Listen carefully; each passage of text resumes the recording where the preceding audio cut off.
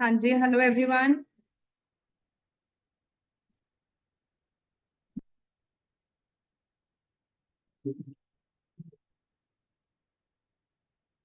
सबसे पहले लॉ के साथ स्टार्ट करते हैं।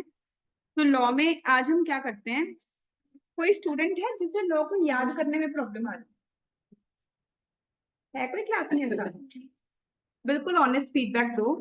बच्चे, लॉ में पास होने की ना तीन स्टेजेस हैं। हर काम को छोटे छोटे पार्ट्स में डिवाइड किया। पहला स्टेज है अच्छे से समझना।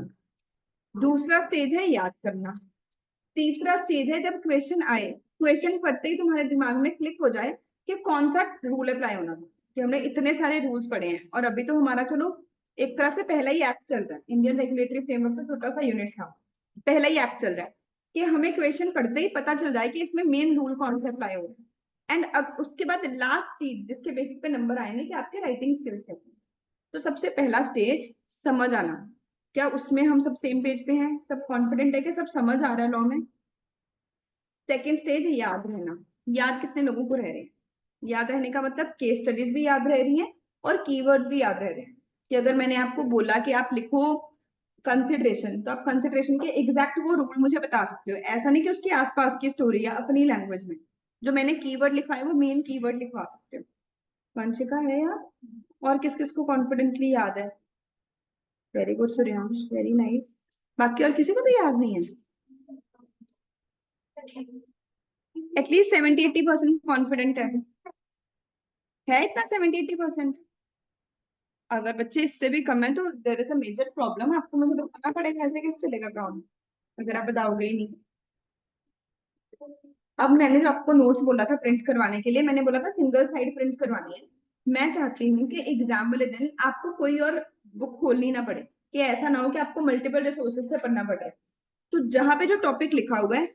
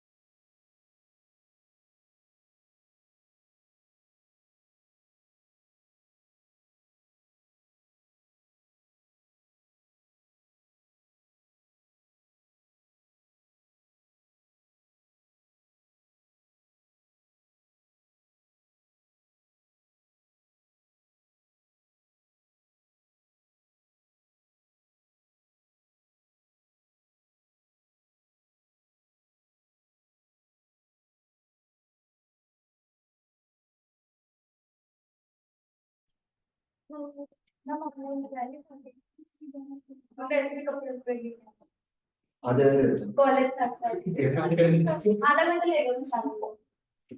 बजे तक हम वेट करते हैं। जब 5 तो 4 मिनट ही रह गए, 10-15 मिनट और वेट।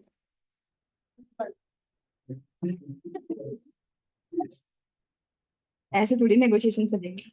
चलो, ये जो आपका पहला पेज आ रहा है, कॉन्ट्रैक्ट का मतलब क्या है, इसके पैनल ड्रॉ करो। हमारा फर्स्ट समरी चार्ट, जिसमें हमने सीखा था कि कॉन्ट्रैक्ट का मतलब क्या है। आप लोग लिखोगे यहाँ पे कॉन्ट्रैक्ट, इसकी डेफिनेशन हमें बताई गई सेक्शन, कौन से सेक्शन में थी कॉन्ट्रैक्ट की डेफिनेशन? 2 सबसेक्शन एच में। क्या चीज? बिल्कुल इसके पैनल। यस, कॉन्ट्रैक्ट, यहाँ पे हमें ये सिखाया जाता है कि लीगल राइट्स एंड ड्यूटीज कब बने। कॉन्ट्रैक्ट दो चीजों का कॉम्बिनेशन होता है। कॉन्ट्रैक्ट में एक हमें चाहिए होता है अग्रीमेंट, और एक हमें चीज चाहिए होती है एनफोर्सेबिलिटी बाय लॉ। अब अगर हमने वर्ड एनफोर्सेबिलिटी बाय लॉ लिखा है, मुझे आपसे टेस्ट में, एग्जाम में एग्जैक्टली सेम वर्ड चाहिए होगा, ये कीवर्ड्स हमें चेंज नहीं करने। अग्रीमेंट में टू की डेफिनेशन बताई गई 2 सबसेक्शन ई में, इसमें राइट्स एंड ड्यूटीज बताए जाते हैं। अग्रीमेंट में रेसिप्रोकल प्रोमिसेस बनते हैं, जो मेरा राइट है वो आपकी ड्यूटी, और जो आपका राइट है वो मेरी ड्यूटी।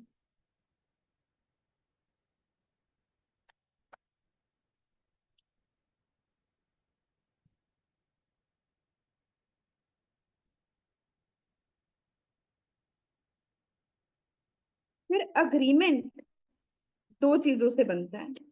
अग्रीमेंट में मुझे चाहिए होता है प्रॉमिस, और साथ ही चाहिए होती है कंसिडरेशन। प्रॉमिस के बारे में बताया गया सेक्शन 2 सब सेक्शन बी में। इसमें एक पर्सन दूसरे पर्सन का राइट क्रिएट करता है, तो एक पर्सन का राइट बनता है और एक पर्सन की ड्यूटी बनती है। कंसिडरेशन के बारे में हम लोगों ने पढ़ा 2 सबसेक्शन डी में। कंसिडरेशन बोलते हैं समथिंग इन रिटर्न। मैं आप लोगों को आज फर्स्ट 2 यूनिट्स रिवाइज करवा रही हूँ। तो जो आपका नोट्स का फर्स्ट पेज है, बिल्कुल उसके पैरेलल आपके चार्ट बनाओगे। आप नोट्स क्यों नहीं लेके आए? मैंने ग्रुप में मैसेज किया था, आपने वो भी नहीं सुना। तुम्हारा पता है रोज को कोई बहाना है, रोज का आईसीआई भी फेल करके बोल देगा मुझे तुझे पास नहीं करना था। प्रॉमिस में मुझे चीज चाहिए होती है ऑफर प्लस एक्सेप्टेंस। ऑफर के बारे में हमें पढ़ाया गया 2 सबसेक्शन ए में। ऑफर को याद करने के लिए हमने एक कीवर्ड याद किया था, SWR। जब एक पर्सन दूसरे पर्सन को सिग्निफाई करता है उसकी विलिंगनेस, और उसमें वो उसकी इंटेंशन देखना चाहता है कि तुम मेरी बात मानो, क्या? ठीक है, तो ये बिल्कुल फर्स्ट पेज के पैरेलल आ गया। हमने यहाँ पे लिख लिया कॉन्ट्रैक्ट क्या होता है, सब कुछ हमें साथ में समझ आ गया। सेकेंड पेज पे हमें बताया गया अग्रीमेंट और कॉन्ट्रैक्ट में डिफरेंस क्या है, और साथ ही यहाँ पे डिस्कस किया गया essentials of a valid contract. एक वैलिड कॉन्ट्रैक्ट बनाने के लिए क्या क्या चाहिए। तो सेकेंड पेज पे बनेगा हमारा सेकेंड चार्ट, जहाँ पे हम लोग सेकेंड चीज एक्सप्लेन करेंगे। इसका हम नाम रखेंगे essentials of valid contract. Sorry, एक मिनट रुको, ये भी ठीक है। एसेंशियल्स ऑफ वैलिड कॉन्ट्रैक्ट, इसी का दूसरा नाम होगा एनफोर्सेबिलिटी बाय लॉ। क्योंकि कॉन्ट्रैक्ट की डेफिनेशन में हमें लिखा था कि हमें क्या कुछ चाहिए, agreement which is enforceable bye law. तो यहाँ पे हम लोग दो चीजें डिस्कस करेंगे। कॉन्ट्रैक्ट, इसी चीज को हम लोग बोल सकते हैं एनफोर्सेबिलिटी बाय लॉ। यहाँ पे फिर से हमारे पास दो चीजें आ गई। एक तो आ गए हमारे पास जनरल, और एक आ गया हमारे पास सेक्शन नंबर 10।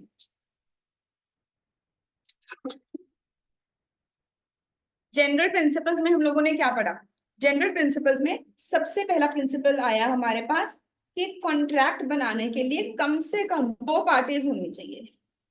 ये बात हमें बताई गई in the case law Raman Lal and company versus Gujarat sales tax authorities. पूरा नाम था S Raman Lal and company versus Gujarat sales tax authorities. General principles का सेकंड पॉइंट था that parties must have intention to create legal obligation, कि वैलिड कॉन्ट्रैक्ट बनाने के लिए जरूरी है कि पार्टीज का इंटेंशन हो लीगल ड्यूटी क्रिएट करना। अगर पार्टीज का इंटेंशन नहीं है लीगल ड्यूटीज क्रिएट करना, तब भी वैलिड कॉन्ट्रैक्ट नहीं बन सकता। ये बात हमें कौन से केस में बताई गई? बाल्फर वर्सेस बाल्फर।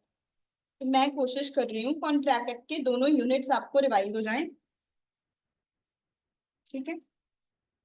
थर्ड पॉइंट में हम लोग लिखेंगे पॉसिबिलिटी ऑफ परफॉर्मेंस, कि कोई भी वैलिड कॉन्ट्रैक्ट बनाने के लिए मुझे एक और चीज चाहिए कि वो कॉन्ट्रैक्ट परफॉर्म करना पॉसिबल हो। पॉसिबिलिटी में एक हमें चाहिए होती है लीगल पॉसिबिलिटी और एक चाहिए होती है फिजिकल पॉसिबिलिटी, ठीक है। ये पॉसिबिलिटी मुझे कब कब चेक करनी होती है? एक मुझे इनिशियल लेवल पे चेक करनी होती है और एक सब्सिक्वेंट लेवल पे चेक करनी होती है। अगर इनिशियली ही कोई चीज इम्पॉसिबल हो, जिस दिन कॉन्ट्रैक्ट बना था अगर उसी दिन ही इम्पॉसिबल हो, तो वो किस टाइप का अग्रीमेंट बन जाता है? वॉइड एब इनिशियो। इस केस में हम लोग वर्ड यूज करते हैं वॉइड अग्रीमेंट, क्योंकि वो कॉन्ट्रैक्ट की स्टेज पे पहुंचा ही नहीं। अगर सब्सिक्वेंट इम्पॉसिबिलिटी हो, हम लोग वर्ड यूज करते हैं void contract.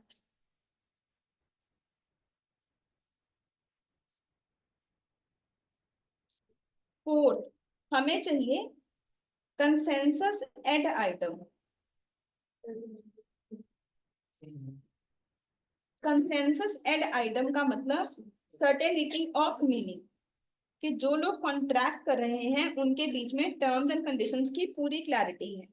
Same thing in the same manner in the minds of both the parties.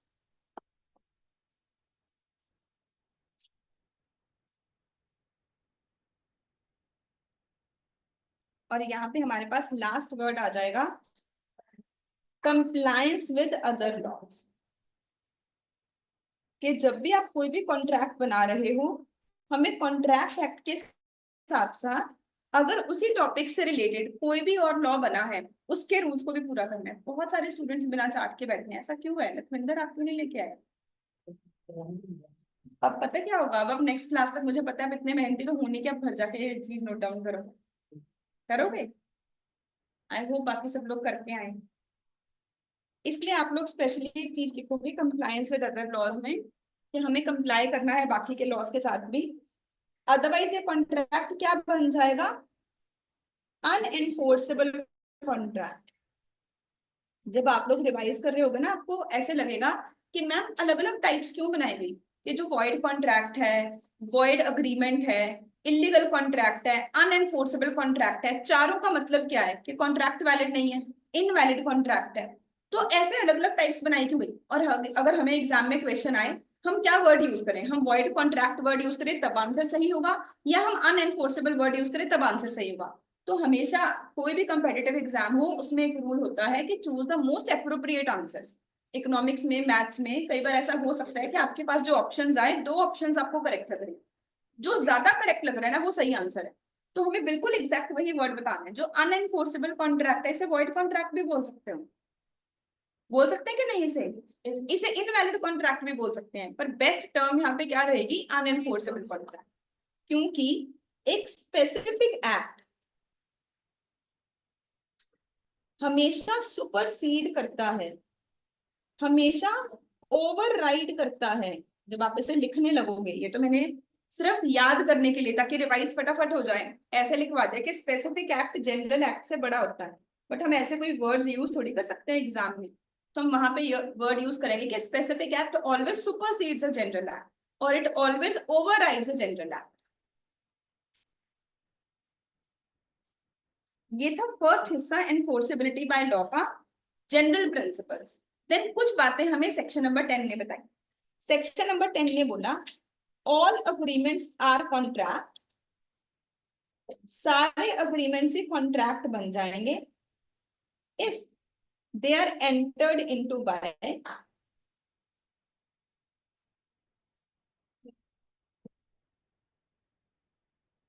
First part है फ्री कंसेंट। फ्री कंसेंट के 5 पार्ट्स हमने याद करने हैं। फ्री कंसेंट मतलब not caused by. Free consent की नेगेटिव डेफिनेशन है। उन्होंने ये नहीं बताया कि फ्री कंसेंट क्या होता है, उन्होंने बताया कब फ्री कंसेंट नहीं होगा। अगर इन पांचों में से कोई भी चीज होगी तो फ्री कंसेंट नहीं होगा। तो अगर कहीं पे भी कोerशन है, अनड्यू इन्फ्लुएंस है, फ्रॉड, मिसरिप्रेजेंटेशन या mistake. Very good. Second, competent to contract. जो पार्टीज हैं वो होनी चाहिए competent to contract, capable to contract. इसके लिए भी मुझे 3 चीजें चाहिए। जो पर्सन है वो एज में मेजर होना चाहिए, साउंड माइंड का होना चाहिए, नॉट डिस्क्वालिफाइड बाय लॉ। आज हम इसी चीज के ऊपर डिस्कशन भी करेंगे। थर्ड, लीगल ऑब्जेक्टिव होना चाहिए, लीगल कंसिडरेशन होनी चाहिए, and last, not declared void by law. उसे लॉ ने वॉइड ना डिक्लेयर किया।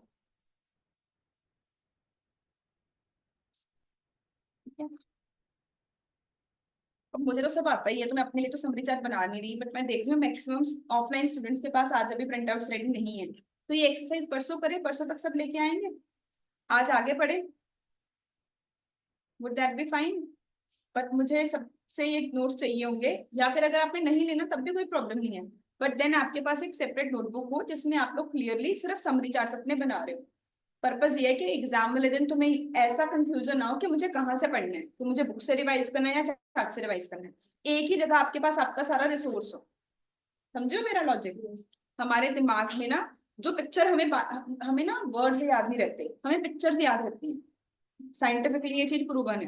तो जब मैं चाहती हूँ आपको एक ही चार्ट जितनी ज्यादा बार दिखेगा आपकी आंखों के सामने आएगा, उतनी ज्यादा चांसेस है कि एग्जाम में आपको चीज याद रहेगी कि आप सेम चार्ट को बार बार देखो। इसलिए मैं चाहती हूँ एक ही जगह क्यूमुलेटेड इन्फॉर्मेशन। तो आज अभी हमने सिर्फ 2 चीजें लिखी, अदरवाइज अभी तक हम लोग सिलेबस में 2 यूनिट्स कर चुके हैं कॉन्ट्रैक्ट के। पहले यूनिट में हमने बिल्कुल बेसिक चीज सीखी कि कॉन्ट्रैक्ट बनता क्या है।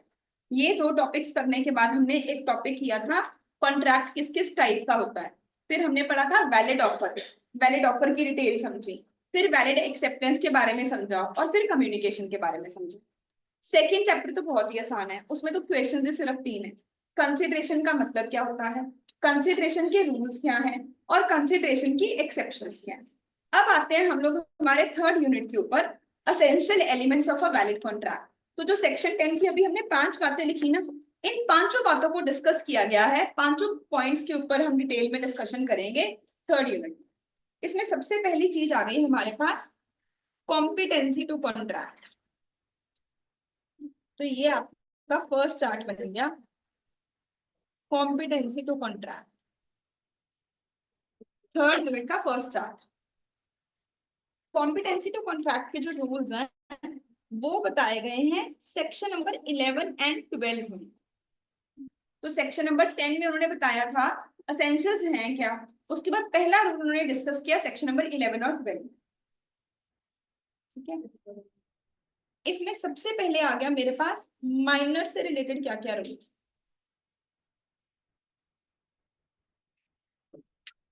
ठीक है, तो माइनर के टॉपिक को याद करने के लिए हम ऑब्वियसली 3 पार्ट्स में डिवाइड करेंगे। माइनर से रिलेटेड रूल्स लिखेंगे एक जगह, देन इस रूल से रिलेटेड कुछ एप्लीकेशंस लिखेंगे, और इसके भी कुछ एक्सेप्शंस आएंगे। ठीक है, अब पहले आराम से सुनो, पूरा टॉपिक कंप्लीट होने के बाद हम बुक से पढ़ेंगे और एंड में ये चार्ट बनाएंगे। पहले सारी चीजें ध्यान से सिर्फ सुनो। माइनर का मतलब कि जिस पर्सन की एज कितनी है, लेस देन 18। अगर किसी की एज लेस देन 18 है, वो पर्सन इंडिया में एक वैलिड कॉन्ट्रैक्ट नहीं कर सकता, वो कॉन्ट्रैक्ट करने के काबिल नहीं है। तो मतलब मान लो एक पर्सन है, एक बच्चा है जो कि इंडिया में रहता है, इंडिया का सिटीजन है, एंड इसकी एज है 19 ईयर्स। इसने वाई पर्सन के साथ कोई कॉन्ट्रैक्ट किया, इसकी एज है, लेट्स से ये भी इंडिया ही रहता है, 25 ईयर्स। एक्स ने वाई से लोन लिया, क्या ये वैलिड कॉन्ट्रैक्ट होगा? बिल्कुल वैलिड कॉन्ट्रैक्ट है, क्योंकि दोनों लोग ही क्या है, मेजर है। ठीक है, मान लो एक्स की एज होती 16 और वाई की एज होती 25, क्या तभी वैलिड कॉन्ट्रैक्ट होता? तो ये किस टाइप का कॉन्ट्रैक्ट होता? Very good, best word for this would be void एब इनिशियो। ये कभी वैलिड कॉन्ट्रैक्ट बना ही नहीं, ये अग्रीमेंट की स्टेज पे ही खत्म हो गया, है ना। तो हम इसे बोलेंगे वॉइड एब इनिशियो, शुरू से ही वॉइड है, इसमें कभी किसी के legal rights and duties create ही नहीं हुए। मतलब मान लो एक्स ने वाई से 5 लाख का लोन लिया कि मैं एक बिजनेस करना चाहता हूँ, या फिर मुझे इमरजेंसी के लिए पैसे चाहिए, और वाई ने उसके ऊपर भरोसा करके उसे पैसे दे दिए। अब अगर एक्स पैसे ना दे, क्या वाई उसके ऊपर लीगल एक्शन ले सकता है? तो वाई को अगर पैसे ना मिले, वो कोर्ट में कोई केस नहीं कर सकता, नहीं, क्योंकि माइनर की ड्यूटी क्रिएट ही नहीं हो सकती। सोचो कॉन्सेप्ट बना क्यों, अगर हमें लॉन्ग टर्म तक के लिए चीज याद रखनी है ना, उसका लॉजिक समझो, क्यों बनाया गया ये कॉन्सेप्ट कि माइनर की ड्यूटी क्रिएट ही नहीं हो सकती, कि माइनर कोई कॉन्ट्रैक्ट कर ही नहीं सकता। कहते माइनर अभी वर्ल्ड कैसे चलता है, इकोनॉमी कैसे चलती है, इसे समझता ही नहीं, तो हमें उसे प्रोटेक्ट करने की जरूरत है। कोई माइनर के साथ फ्रॉड कर सकता है, तो हमें माइनर को प्रोटेक्ट करने की जरूरत है। इसलिए लॉ में एक रूल बनाया गया कि माइनर की कोई ड्यूटी क्रिएट ही नहीं हो सकती, कभी माइनर की ड्यूटी नहीं बनेगी। तो अगर माइनर ने लोन ले लिया, वो पैसे दे दे तो ठीक है, अगर वो पैसे ना दे तो सामने वाला पर्सन जो लेंडर है, अपने पैसे रिकवर करने के लिए उसे स्यू नहीं कर सकता। Make sense to all of you? ठीक है, मान लो एक्स इंडिया का सिटीजन है, इसकी एज है 19, जो वाई है वो अमेरिका का सिटीजन है, ये बच्चा अमेरिका में रहता है, एंड इसकी एज है 17 साल, और अमेरिका में मेजर की एज होती है 16 साल। इंडिया में तो ये रूल है कि जिसकी एज 18 साल से ज्यादा होगी वो मेजर होगा, और अमेरिका में रूल है कि जिसकी एज 16 साल से ज्यादा होगी वो मेजर होगा। अब मान लो एक्स ने वाई से लोन लिया, एक्स है 19 साल का, ये एक इंडियन है, वाई है 17 साल का, ये एक अमेरिकन है, क्या ये एक वैलिड कॉन्ट्रैक्ट होगा? सबको लगता है ये वैलिड कॉन्ट्रैक्ट होगा? हाँ, मान लो कॉन्ट्रैक्ट इंडिया में हुआ, ये वैलिड कॉन्ट्रैक्ट होगा या नहीं होगा? अच्छा, अगर ये अमेरिका में होता फिर आपको लगता है ये वैलिड कॉन्ट्रैक्ट है? अच्छा, फिर मान लो जब आप लोग 14 साल के थे, आप अमेरिका घूमने गए, आप अमेरिका से कोई लोन ले लो, या आप जब 17 साल के थे, आप अमेरिका घूमने गए, आप अमेरिका से कोई लोन ले लो, क्या वो वैलिड कॉन्ट्रैक्ट बन जाएगा? आप अमेरिका गए, लेट्स से आप सब स्टूडेंट्स जो इंडिया के सिटीजन हो, आप 17 ईयर्स की एज में अमेरिका गए और आपने लोन लिया, क्या आपके अकॉर्डिंग एक वैलिड कॉन्ट्रैक्ट होगा? तो फिर जब अमेरिका वाला इंडिया है, तब आप वैलिड क्यों कह रहे हो? तो आप भी सिटीजन तो इंडिया के हो, और इंडिया में तो 18 है। तो मतलब आप ये बोलना चाह रहे हो कि किसी भी पर्सन के ऊपर उसकी कंट्री का रूल लगता है, कॉन्ट्रैक्ट कहाँ बन रहा है वो मैटर ही नहीं करता। एम आई राइट? तुम यही कहना चाह रहे हो ना? यही माइनॉरिटी का पहला रूल। माइनर का पहला रूल क्या है? First rule is agreement with minor is void एब इनिशियो, कि माइनर के साथ कोई भी जो अग्रीमेंट बनेगा वो वॉइड होगा। अब अगर सेक्शन 11 को ध्यान से पढ़ा जाए तो उन्होंने वहां पे एक लाइन लिखी है, minor major in age according to law to which he is subject। कहते हैं आपने कौन सी कंट्री के रूल्स के अकॉर्डिंग देखना। अगर मान लो बाय एक अमेरिका का बच्चा है, वो 17 साल का इंडिया में लोन देने आए, हम फिर भी उसे वैलिड कॉन्ट्रैक्ट बोल रहे हैं, जबकि बाय इंडिया में तो क्या है, माइनर है, इंडिया का रूल तो 18 साल है, और वो अपनी कंट्री के हिसाब से क्या हो चुका है, मेजर हो चुका है, तो हम उसे वैलिड कॉन्ट्रैक्ट बना रहे हैं ना। तो उन्होंने कहा कैसे चेक कैसे करना है कि कोई पर्सन मेजर है या नहीं? According to the law to which he is subject. अगर मेरे पास इंडिया का पासपोर्ट है, अगर मैं इंडिया की सिटीजन हूँ, तो इंडिया के रूल्स के अकॉर्डिंग देखा जाएगा मैं मेजर हूं या नहीं। मैं कॉन्ट्रैक्ट कहाँ पे कर रही हूँ वो नहीं मैटर करता। समझ आई हम सबको? व्हाट आई मेंट टू से इज, शायद पिछली एग्जांपल किसी को क्लियर ना हो हुई हो, अगर लेट्स से x की एज है 17 इयर्स, y की एज है 17 इयर्स, x एक इंडियन है, y एक अमेरिकन है, अगर ये अमेरिका में कॉन्ट्रैक्ट करेंगे ये वैलिड होगा या नहीं होगा? नॉट, ये वैलिड नहीं होगा, क्योंकि जो एक्ट है ये इंडिया के रूल्स इसके ऊपर लगेंगे और ये इंडिया के अकॉर्डिंग मेजर हुआ ही नहीं। बट अगर मैं क्वेश्चन कर दूं, एक्स की एज है 19, वाई की एज है 17, ये इंडियन है ये अमेरिकन है, इन्होंने इंडिया में, एक पर्सन ने दूसरे पर्सन को लोन दिया, ये वैलिड होगा या नहीं होगा? अब हम ऐसा नहीं कि अगर वाई इंडिया में है इसके ऊपर इंडिया के रूल लगने लग जाएंगे, जो पर्सन जहां का सिटीजन है उसके ऊपर उसी कंट्री के रूल लगेंगे। तो हमने माइनर से रिलेटेड अभी तक 2 रूल याद कर लिए। पहला रूल तो हमने ये याद किया कि माइनर के साथ कोई भी कॉन्ट्रैक्ट करोगे वो वॉइड ही होगा। दूसरा, हमें चेक कैसे करना है कि वो मेजर है या नहीं, according to the law to which he is subject. ठीक है, तो मान लो युवराज ने जब वो 15 साल का था किसी से लोन लिया था, युवराज को 11वीं क्लास में लगा कि मैंने कॉमर्स पढ़ ली है मैं तो बिजनेस कर सकता, इसने किसी से 5 लाख का लोन ले लिया एंड तब इसकी एज थी 16 ईयर्स। तो मिस्टर ए इससे पैसे मांगने गए एंड युवराज ने कहा मैं पैसे नहीं दूंगा, तो मिस्टर ए ऑब्वियसली कोई भी लीगल एक्शन नहीं ले पाए। अब 2024 में युवराज की एज हो गई है 20, तो क्या अब मिस्टर ए युवराज से पैसे मांग सकते हैं?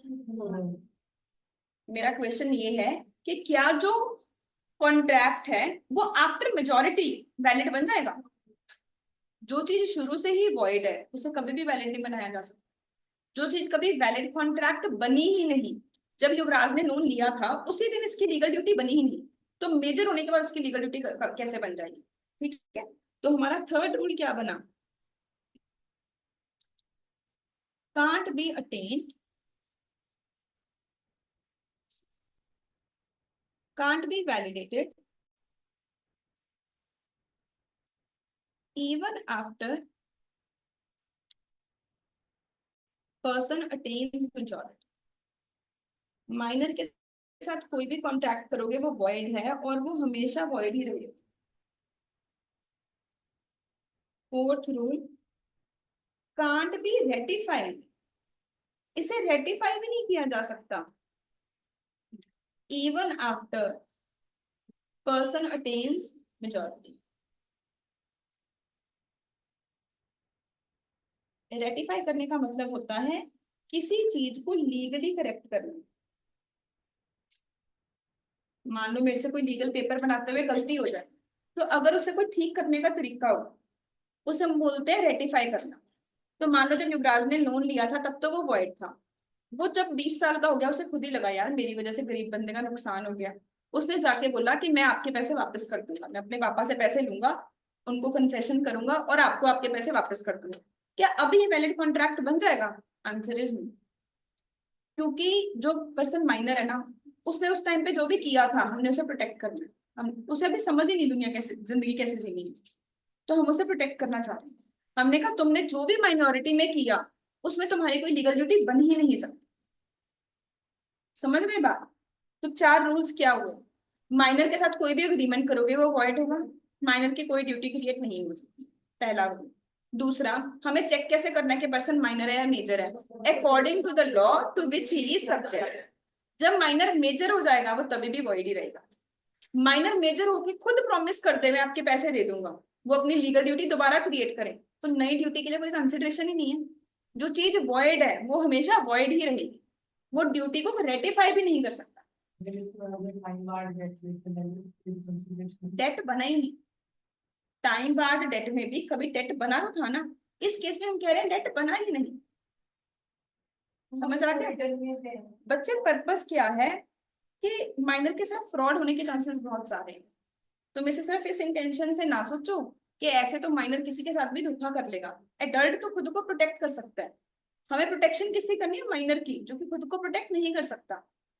जैसे कि आप सबने निर्भया स्कैम के बारे में सुना हुआ है, काफी पुराना 2011 में, जैसे अभी कोलकाता रेप केस हुआ था तो ऐसे दिल्ली में एक रेप केस हुआ था 2011 के आसपास शायद। उसमें एक कन्विक्ट ऐसा था जो कि माइनर था, उसे फिर भी सजा नहीं मिली। इतना हीनियस क्राइम किया था फिर भी उसे लाइफ इम्प्रिजनमेंट नहीं हुई थी, बाकी सबसे कम सजा हुई थी। कहते जो पर्सन माइनर है उसे हमने जीना सिखाना है, उसे सोसाइटी के रूल्स नहीं पता, हमने बताना है कि क्या चीज सही है क्या गलत है, उसको प्रोटेक्ट करने के लिए लॉ बना। समझ आई बात?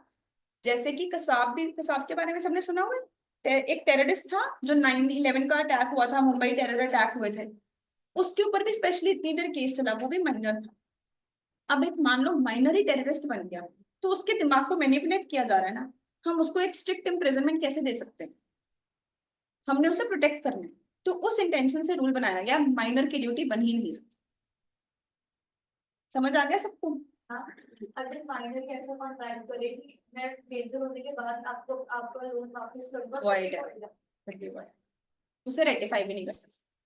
अच्छा, अगर मान लो युवराज बिजनेस के लिए लोन लेने गया, तो सामने वाला पर्सन इसे बोलेगा कि युवराज तुम्हारी एज तो बहुत कम लग रही है कि मैं तुम्हें लोन दूंगा, तो तुम पैसे तो दोगे नहीं। युवराज ने बोला नहीं सर, मैं 19 साल का हूँ। इसने झूठ ही बोल दिया मैं 19 साल का, और सामने वाले ने भरोसा करके इसे पैसे दे दिए। अब बाद में युवराज का बिजनेस चला नहीं, क्योंकि वो सच में तो 16 साल का ही था, तो ये पैसे नहीं दे पाया। क्या अब वो पर्सन पैसे रिकवर कर सकता है? तो अगर माइनर झूठ बोल रहा है कि मैं मेजर हूँ, क्या तब वैलिड कॉन्ट्रैक्ट बन सकता है? तभी भी नहीं बन सकता। कहते माइनर को ये भी नहीं पता कि सच में झूठ नहीं बोलना होता। माइनर को कुछ पता ही नहीं है, हमने उसे प्रोटेक्ट करना है। तो अगला रूल है, minor can always plead minority. Minor हमेशा माइनॉरिटी का बेनिफिट ले सकता है, वो बोल सकता है मैं तो माइनर हूँ। Minor can always plead minority, ये बात बोली गई इन द केस लो मोहिरी बीपी वर्सेस धर्मोदास घोष।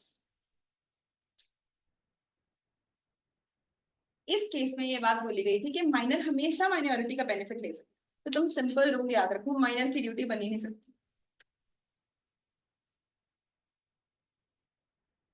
ठीक है, अब ये बातें तो लिखी गई है इंडियन कॉन्ट्रैक्ट एक्ट में। अब हम देखते हैं इसके और क्या क्या एप्लीकेशन हैं, इसी से रिलेटेड कुछ और चीजें। तो second part of the chart इसकी एप्लीकेशन। पहली चीज आई, क्या माइनर पार्टनर बन सकता है?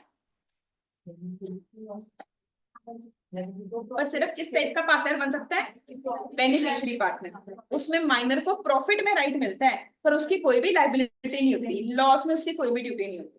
तो वैसे तो कोई भी पर्सन पार्टनर सिर्फ कब बन सकता है? अगर वो एज में मेजर हो। But if all other partners consent, अगर बाकी के सारे पार्टनर्स अग्री कर जाए, if all other partners agree, minor can become beneficiary partner. तभी मैंने आपको क्या बोला कि माइनर की ड्यूटी नहीं बन सकती, मैंने कहीं पे ये नहीं बोला कि माइनर का राइट नहीं बन सकता। समझे मेरी बात?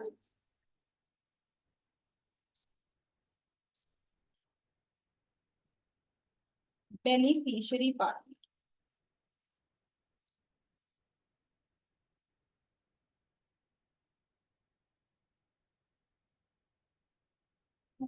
First point. अच्छा, अब बताओ, क्या माइनर एजेंट बन सकता है?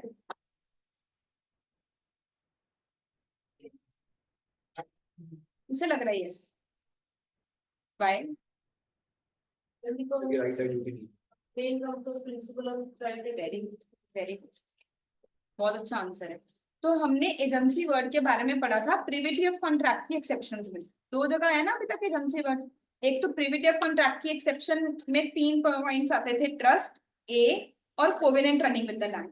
और एक सेक्शन 25 में भी आया था एजेंसी, ए बी, ए से एजेंसी, बी से बेल में। तो हम डिस्कस कर रहे हैं कि क्या माइनर एजेंट बन सकता है? यस, माइनर एजेंट बन सकता है, क्योंकि एक्चुअली में कॉन्ट्रैक्ट किसके बीच में बनता है? राइट्स एंड ड्यूटीज किसके बनते हैं? प्रिंसिपल और थर्ड पार्टी के। माइनर का तो कोई राइट या ड्यूटी बनता ही नहीं है। क्या माइनर प्रिंसिपल बन सकता है? अब हम जो एप्लीकेशंस लिख रहे हैं ना, इनमें से कोई ना कोई क्वेश्चन एग्जाम में आने। पहले हमें बेसिक रूल बताया गया कि माइनर से रिलेटेड रूल्स क्या है। अब हम देखते हैं कि किस किस तरीके की केस स्टडी बन सकती है। अच्छा, क्या माइनर अपने पेरेंट्स को बाइंड कर सकता है?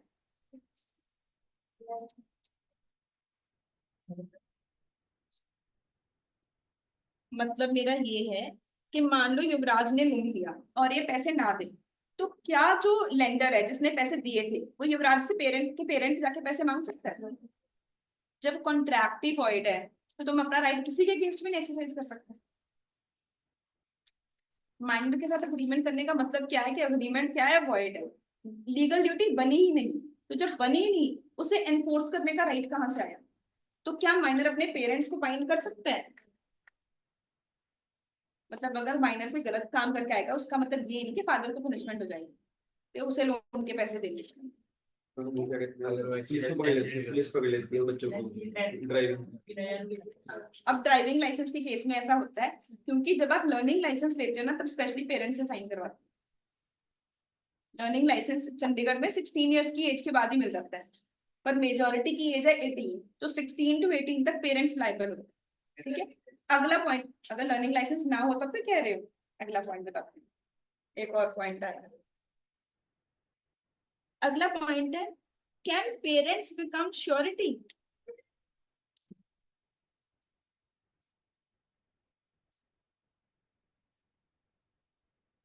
वर्ड है SURETY, श्योरिटी। तो ये वैसे तो आगे एक चैप्टर में हम डिटेल में डिस्कस करेंगे। अभी के लिए आप लिखो कि श्योरिटी का मतलब ये होता है जो पर्सन किसी के लिए गारंटी दे, गारंटर, जो किसी की गारंटी दे रहा है उसे हम क्या बोलते हैं? श्योरिटी बोलते हैं। तो मान लो एक्स लोन लेने गया वाई से, एक्स ने वाई को बोला 5 लाख रुपए दे दो, वाई ने 5 लाख रुपए दे दिए, एक्स पैसे ना दे, तो क्या वाई एक्स के पेरेंट्स से पैसे मांग सकता है? हमने कहा नहीं मांग सकता, ये वॉइड अग्रीमेंट है, तो पेरेंट्स को बाइंड नहीं करेगा। एक्स वाई से पैसे लेने गया, वाई ने कहा कि तुम अगर पैसे नहीं दोगे तो मैं अपना लॉस कहां से रिकवर करूंगा, तुम मुझे किसी की गारंटी दिलवाओ। तो एक्स अपने पेरेंट्स को ले आया और उसके पेरेंट्स ने साइन कर दिया कि हाँ हमें अपने बच्चे पे पूरा भरोसा है, हम इसकी गारंटी देते हैं। अब अगर एक्स पैसे ना दे, क्या वाई एक्स के पेरेंट्स से पैसे रिकवर कर सकते हैं? Answer is yes. अब उसके पेरेंट्स से पैसे रिकवर किए जा सकते हैं। तो वैसे तो अगर दो लोग कॉन्ट्रैक्ट कर रहे हैं और उसमें एक माइनर है, तो माइनर के पेरेंट्स बाइंड नहीं होंगे। पर यहाँ पे दो लोगों के बीच में थोड़ी कॉन्ट्रैक्ट हुआ है, यहाँ पे तो 3 लोगों के बीच में कॉन्ट्रैक्ट है। पेरेंट्स ने खुद आके श्योरिटी दी। तो क्या इस केस में पेरेंट्स बोल सकते हैं कि तुम्हारा तो ओरिजिनल कॉन्ट्रैक्ट ही वॉइड है, तो मैंने भी पैसे नहीं देने? इस केस में पेरेंट्स को पैसे देने पड़े।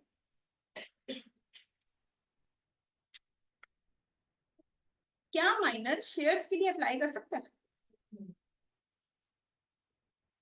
सोच के बताओ, can minor apply for shares?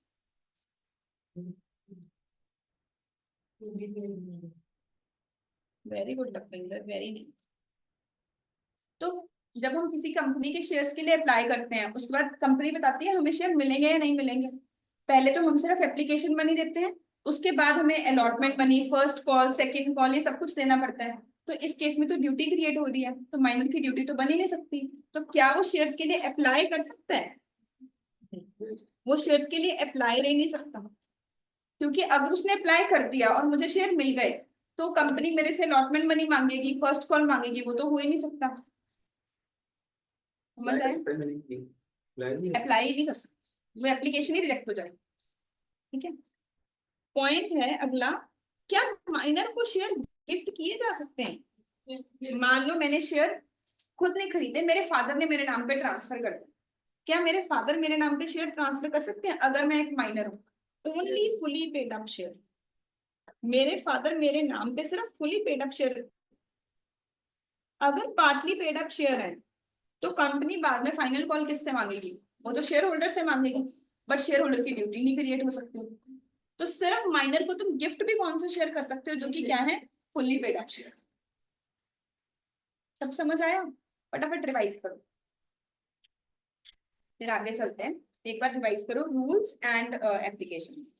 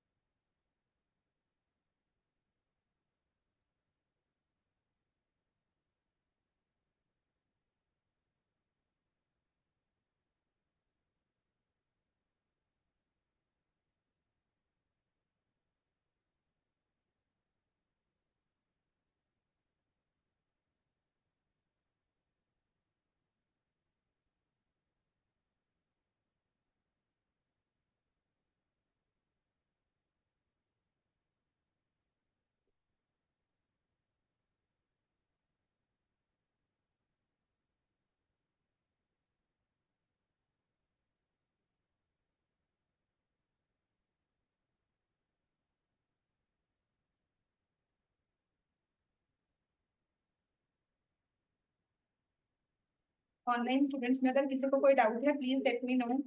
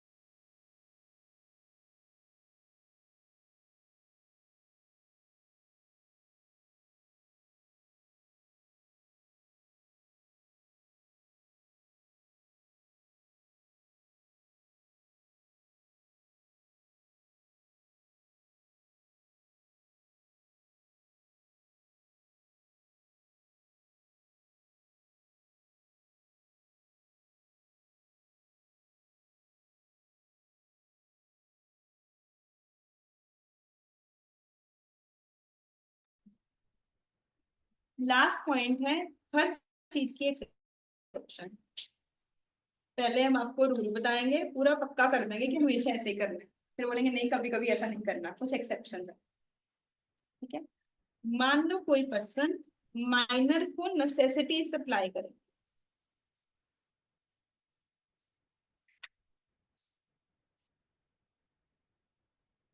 For example मान लो ए के पेरेंट्स की डेथ हो गई एंड अभी उसकी एज सिर्फ 10 साल है, तो लेट से उसके मामा जी उसका ध्यान रखते हैं, वो उसके स्कूल की फीस पे करते हैं, या फिर उसके चाचा जी उसके बाकी सारे एक्सपेंसेस मैनेज करते हैं।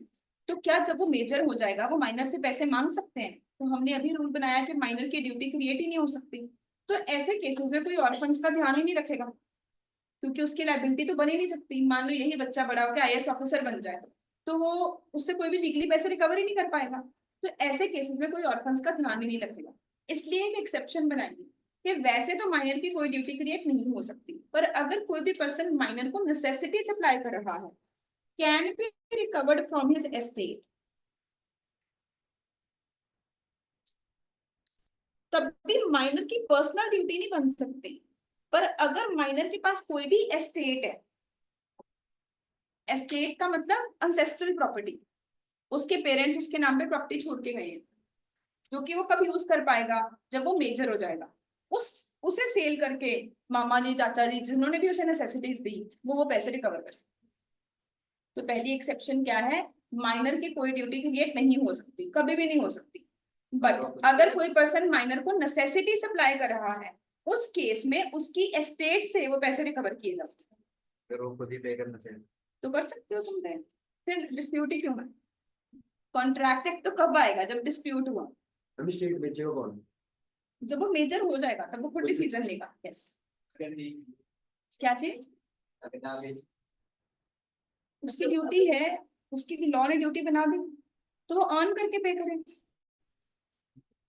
ठीक है, नेसेसिटी का मतलब क्या होता है? एक सेकंड राधिका, नेसेसिटी का मतलब क्या? अब ये कैसे डिसाइड करेगा कि कोई चीज नेसेसिटी है या नहीं? जो सर्वाइवल के लिए जरूरी हो। तो मान लो ये बच्चा कहता है मैं तो पढ़ूंगा ही ऑक्सफोर्ड यूनिवर्सिटी, कि मैंने तो इकोनॉमिक्स पढ़नी है, वर्ल्ड की बेस्ट यूनिवर्सिटी से, तो ऑक्सफोर्ड यूनिवर्सिटी में के लिए लंदन रहने जाएगा, तो फ्लाइट के एक्सपेंसेस भी पे होंगे, क्या वो नेसेसिटी है? तो कहते हैं necessity as per standard of life of that person. हम उस पर्सन के स्टैंडर्ड ऑफ लाइफ के अकॉर्डिंग देखेंगे नेसेसिटी क्या है। तो मतलब अगर तैमूर अली खान को 50,000 का सूट गिफ्ट किया जा रहा है, वो उसकी नेसेसिटी है। हर पर्सन की नेसेसिटी की डेफिनेशन अलग है, कहते हैं उस पर्सन के स्टैंडर्ड ऑफ लाइफ के अकॉर्डिंग देखनी है, कोई फिक्स डेफिनेशन नहीं है कि सिर्फ फूड और शेल्टर ही नेसेसिटी है, कि सिर्फ अगर गवर्नमेंट स्कूल में पढ़ाओगे उसकी फीस ही रिकवर की जा सकती है। अगर वो बच्चा के सारे बच्चे कॉन्वेंट स्कूल में पढ़ते हैं, तो कॉन्वेंट स्कूल की एजुकेशन भी नेसेसिटी। राधिका क्या डाउट है? भी माइनर शुरू कर सकता है, लाइक उस टाइम में भी ये वाले कंसेप्ट Yes. बता सकते हैं कि Yes, अब yes. उसको कुछ नहीं पता है। माइनर के राइट्स क्रिएट हो सकते हैं, माइनर की ड्यूटी नहीं बन सकती, माइनर के राइट क्रिएट हो सकते हैं। तो मतलब कि मान लो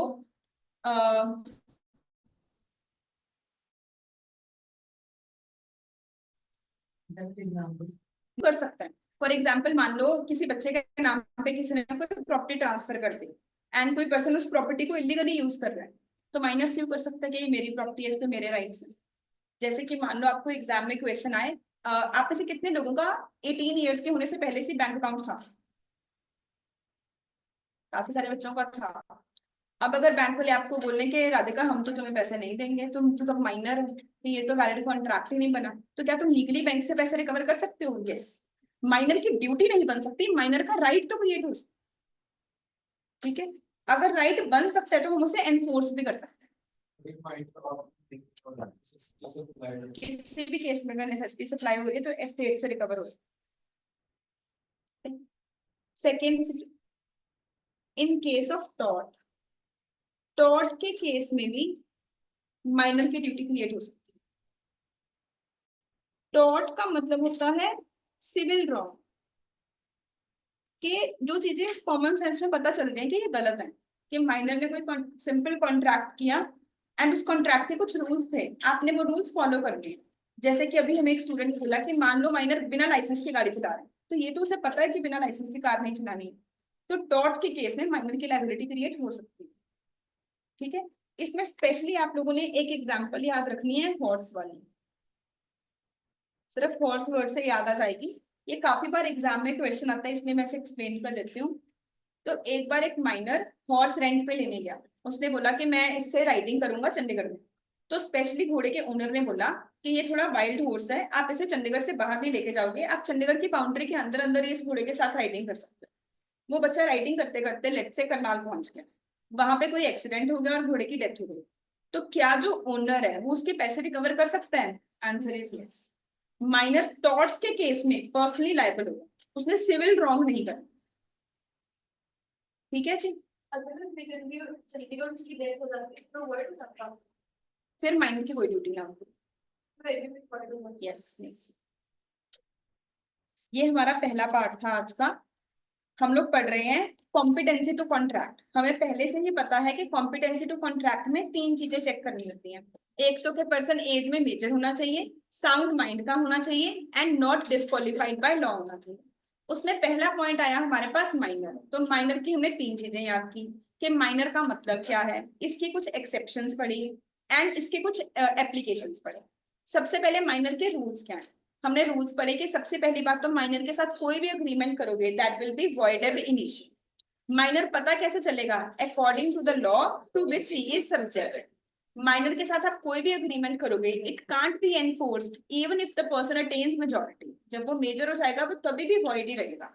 अगर वो उसे खुद रेटिफाई करे वो तभी भी वॉइड ही रहेगा, इट कांट बी रेटिफाई। अगर माइनर झूठ बोले कि मैं मेजर हूं तभी भी वो वॉइड ही रहेगा। Minor can always plead minority as per case law Mohori Bibee versus Dharmodas Ghose. Second part इसकी एप्लीकेशंस, क्या माइनर पार्टनर बन सकता है? अगर बाकी के पार्टनर्स मान जाएं कि इसे हम सिर्फ प्रॉफिट का शेयर देंगे, बेनिफिशियरी पार्टनर है, तो बन सकता है। क्या माइनर शेयर खरीद सकता है? खुद तो शेयर्स के लिए अप्लाई भी नहीं कर सकता, कोई गिफ्ट करना चाहे तो सिर्फ फुल्ली पेड अप शेयर दे सकता है। क्या माइनर एजेंट बन सकता है? यस, क्योंकि एजेंट की पर्सनल ड्यूटी होती ही नहीं है। क्या माइनर प्रिंसिपल बन सकता है? नहीं। क्या माइनर अपने पेरेंट्स को बाइंड करता है किसी भी कॉन्ट्रैक्ट में? पर अगर पेरेंट्स खुद ही श्योरिटी दे दें, क्या उस केस में पेरेंट्स लायबल होंगे? Answer is yes. 2 एक्सेप्शंस हैं, अगर कोई भी पर्सन माइनर को नेसेसिटी दे रहा है तो उसकी एस्टेट में से रिकवर की जा सकती है। अगर कोई भी माइनर टॉर्ट कर रहा है या सिविल रॉन्ग कर रहा है उस केस में वो पर्सनली लायबल। अगला पॉइंट है हमारे पास साउंड माइंड। साउंड माइंड का मतलब क्या होता है?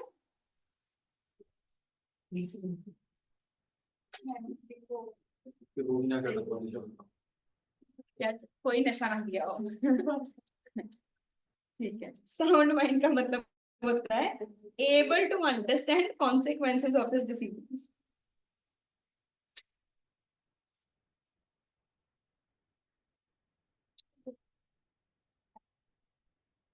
जब पर्सन अपनी डिसीजंस के कॉन्सिक्वेंस को समझ पा रहा है, मतलब वो इतने होश में है कि उसे पता है कि अगर मैं ये करूंगा तो क्या होगा, उसका रैशनल मैन वाला दिमाग चल रहा है।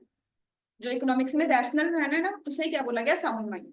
अगर तुम्हारा रैशनल मैन वाला दिमाग चल रहा है तुम साउंड माइंड के हो।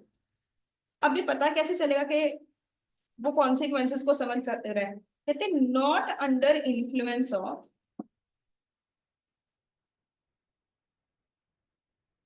Alcohol, drugs, mental disease,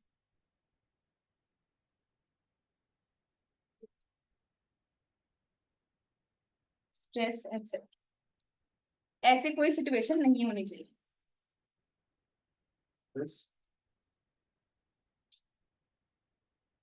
depression वगैरह, इसका मतलब कि पर्सन एल्कोहल, ड्रग्स, किसी मेंटल डिसीज के इन्फ्लुएंस में ना हो, उसका दिमाग चल रहा है, एक कॉमन सेंस चल रही है कि अगर मैं ऐसा करूंगा तो इसका क्या इम्पैक्ट होगा। वो अपने डिसीजन के कॉन्सिक्वेंस को अगर समझ पा रहा है, मतलब कि वो साउंड माइंड का है।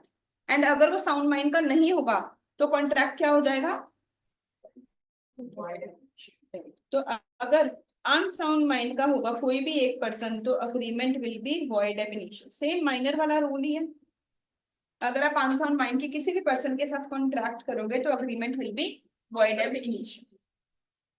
तो अच्छा, मान लो मिस्टर ए ने ड्रग्स लिए और अपना घर बेच दिया, तो ये अग्रीमेंट वैलिड होगा कि void? Void. Next day mister A ने घर खरीद लिया और वो बिल्कुल होश में है, ये कॉन्ट्रैक्ट वैलिड होगा कि वॉइड? वैलिड होगा। तो इसका मतलब ये नहीं है कि कोई पर्सन हमेशा ही अनसाउंड माइंड का होता है। ऐसा हो सकता है कि कोई पर्सन कभी साउंड माइंड में है, कभी अनसाउंड माइंड में है। तो कॉन्ट्रैक्ट की वैलिडिटी के लिए मुझे क्या चेक करना है?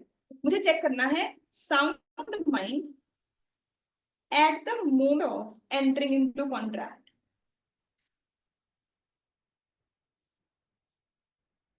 At the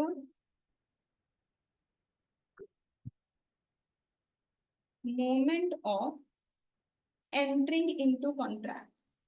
जब आपने कॉन्ट्रैक्ट किया उस मोमेंट पे आप साउंड माइंड के थे या नहीं? तो अगर मान लो ए ज्यादातर होश में रहता है, वो during business hours proper business करता है, बट रात को वो अल्कोहल कंज्यूम कर लेता है, तो दिन के टाइम पे उसने जो भी कॉन्ट्रैक्ट्स किए होंगे वो सारे वैलिड कॉन्ट्रैक्ट्स होंगे। हम ये नहीं कह सकते ये पर्सन अनसाउंड माइंड का है तो ये कॉन्ट्रैक्ट्स वॉइडेबल इशू होंगे।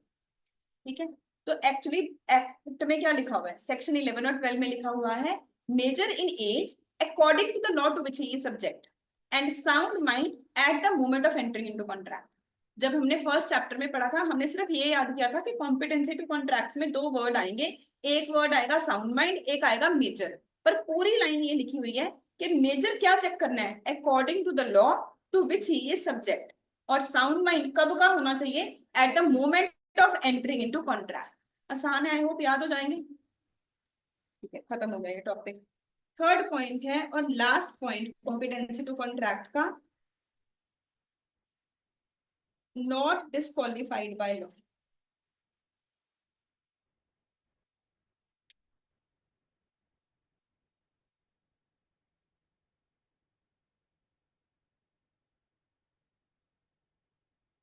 उस पर्सन को लॉ ने डिस्क्वालीफाई ना किया,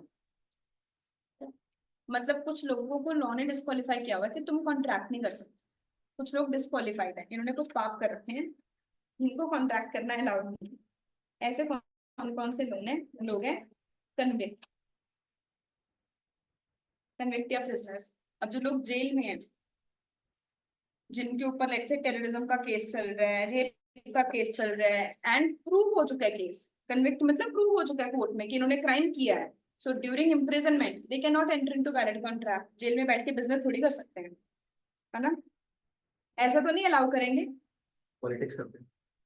हम पॉलिटिक्स कर लेते हैं, पता नहीं क्यों वो अलाउ कर रखा है, वो एक्सेप्शन है। बट अभी केजरीवाल जी ने भी रिजाइन भी दे दिया, पता है आपको? उन्होंने रिजाइन दे दिया। क्यों रिजाइन किया उन्होंने? क्यों रिजाइन किया सचिन? 6 महीने तक जेल में थे वो। हाँ, एज अ सीएम 6 महीने तक एक पर्सन जेल में रहा है। सोचो वैसे क्यों रिजाइन क्यों किया होगा उन्होंने?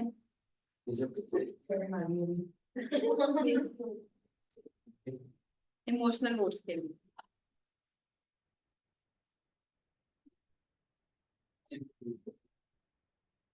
ऐसे थोड़ी पॉलिटिक्स में कोई ना कोई रीजन ही होगा, वो पहले पर्सन आईएएस था। अच्छा, कन्विक्ट, एम्बेसडर, एंड ऐसे ही स्पेशली एक एग्जाम में पूछा जाता है एलियन एनिमी।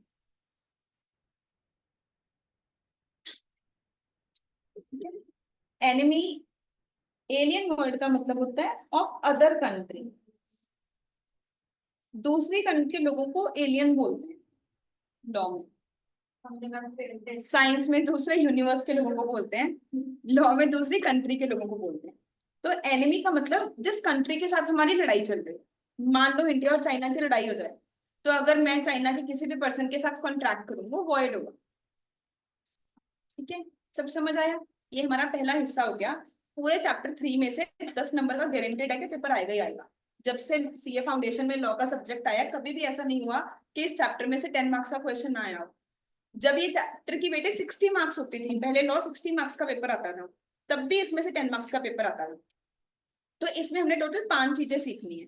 आज हमने पहली चीज सीखी competency to contract. Competency to contract के 3 पॉइंट्स है, तीनों को डिटेल में समझा। आई होप सबको आसान लगा होगा टॉपिक। ऑनलाइन स्टूडेंट्स प्लीज मुझे कंफर्म करो, सब कॉन्फिडेंट हैं? Yes, Yes, ma'am. ma'am.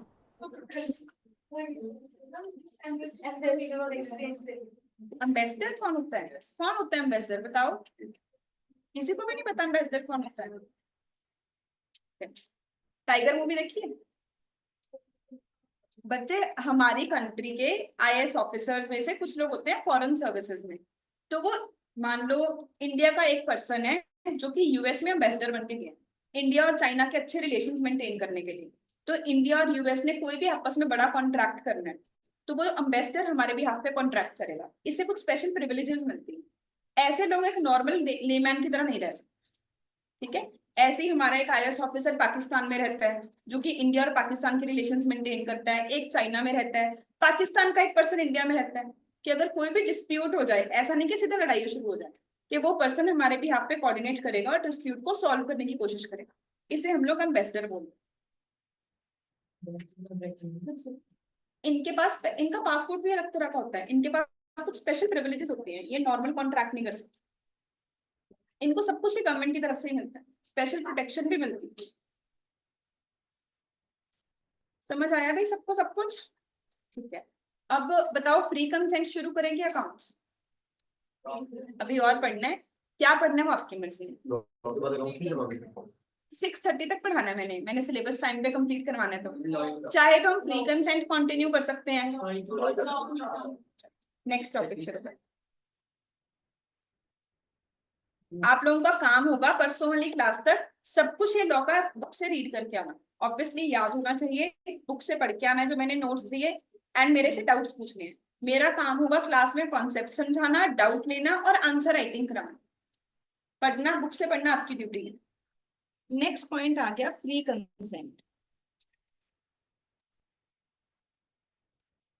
Free consent में कंसेंट की डेफिनेशन गिवन है सेक्शन नंबर 13 में। फ्री कंसेंट की डेफिनेशन गिवन है सेक्शन नंबर 14। पहले उन्होंने सेक्शन 13 में एक्सप्लेन किया कि कंसेंट का मतलब क्या होता है, फिर सेक्शन नंबर 14 में बताया कि फ्री कंसेंट का मतलब क्या होता है। तो सेक्शन नंबर 13 का मतलब उन्होंने बोला कंसेंट का मतलब होता है कंसेंसस एड आइटम। तो जो चीज हमने ऑलरेडी पढ़ ली है, हमने जनरल प्रिंसिपल में पढ़ा था सर्टेनिटी ऑफ मीनिंग, वो बात हमें बताई गई है सेक्शन नंबर 13। वो सेम रूल यहाँ पे रिपीट हो रहा है। कंसेंसस एड आइटम का मतलब same thing in the same manner in the minds of both the parties. तो मान लो मेरे और कनन के बीच में कॉन्ट्रैक्ट हुआ, मैं अपनी तरफ से टाटा नैनो कार सेल कर रही हूँ और कनन अपनी तरफ से अगर मर्सिडीज परचेज कर रही है, ये दोनों चीजें एक वैलिड कॉन्ट्रैक्ट नहीं बन सकती, है ना? हमने पढ़ी हुई है ये एग्जाम्पल। अगला पॉइंट है कि फ्री कंसेंट क्या होगा। तो यहाँ पे उन्होंने बताया कि फ्री कंसेंट का मतलब है which is not caused bye. तो हमने ऑलरेडी लिख लिया है, अभी जब हमने क्लास की स्टार्टिंग में लिखा ना फ्री कंसेंट के 5 पॉइंट्स, मैंने वहां पे पहले लिखवाया नॉट कॉज्ड बाय। इसके साथ ही आप सेक्शन का रेफरेंस दे दो, या चाहे तो इसे दोबारा भी लिख लो। फ्री कंसेंट की जो डेफिनेशन है ये सेक्शन नंबर 14 में लिखी हुई है, जो कि इस वजह से नहीं है। किस वजह से नहीं है? Coercion, undue influence, fraud, misrepresentation and mistake. मैं एक बार दोबारा लिख रही हूँ, नोट डाउन नहीं कर रहे हो इसके साथ, चलो कुछ एक्स्ट्रा चीजें भी लिखवाती हूँ। सेक्शन नंबर 14 में बोला गया कि फ्री कंसेंट का मतलब है which is not caused by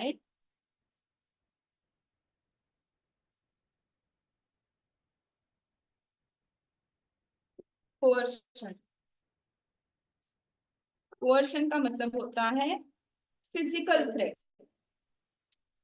कि अगर मैं वंशिता के सिर पे गन रख के बोलूं कि तुमने अपना घर मुझे सेल करना है 50 लाख में, और वो डर के मारे साइन कर दे, तो हम कहेंगे ये वैलिड कॉन्ट्रैक्ट नहीं है, कोercion। नेक्स्ट है अनड्यू इन्फ्लुएंस। अनड्यू इन्फ्लुएंस का मतलब होता है मेंटल थ्रेट। मान लो आप लोगों के सिर पे आपको कोई बोले कि आप हमें अपनी बाइक सेल कर दो 50% डिस्काउंट पे, नहीं तो हम तुम्हें एग्जाम में फेल कर देंगे, तो ये क्या हो रहा है? अनड्यू इन्फ्लुएंस हो रहा है। ठीक है। अगर फ्रॉड हो, फ्रॉड में मालाफाइड काम हो, मालाफाइड मतलब बैड इंटेंट, जब किसी की इंटेंट ही किसी को धोखा देने की।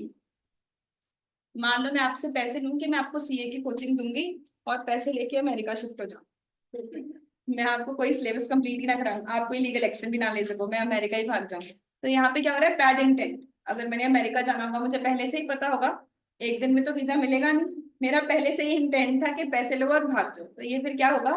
फ्रॉड।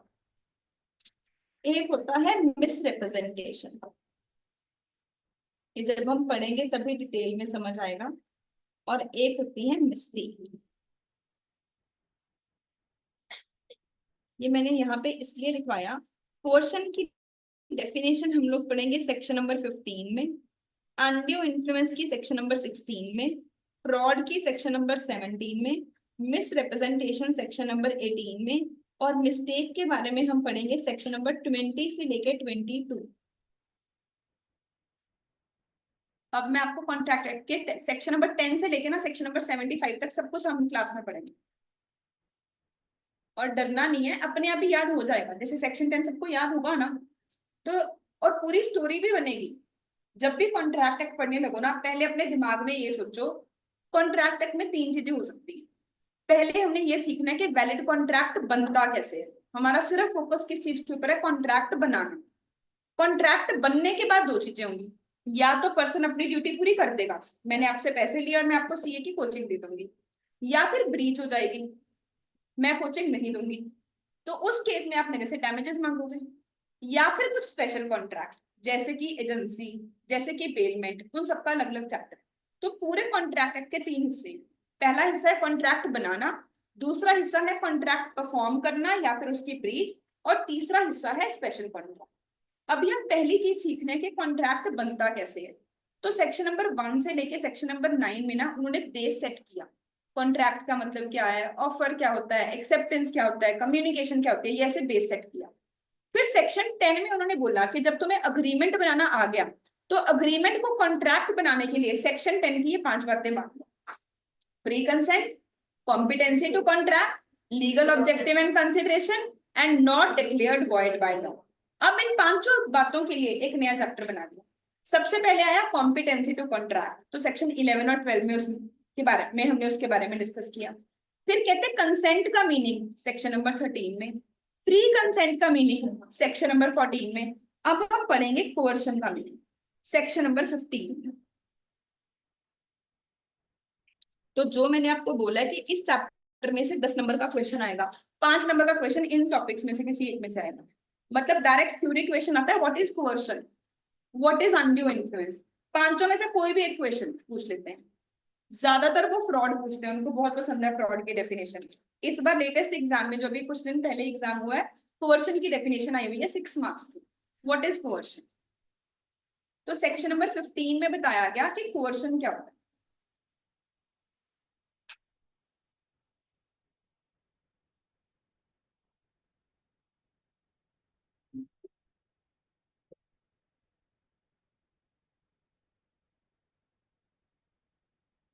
When one person, ऐसे आप 3 एरो लगाओगे,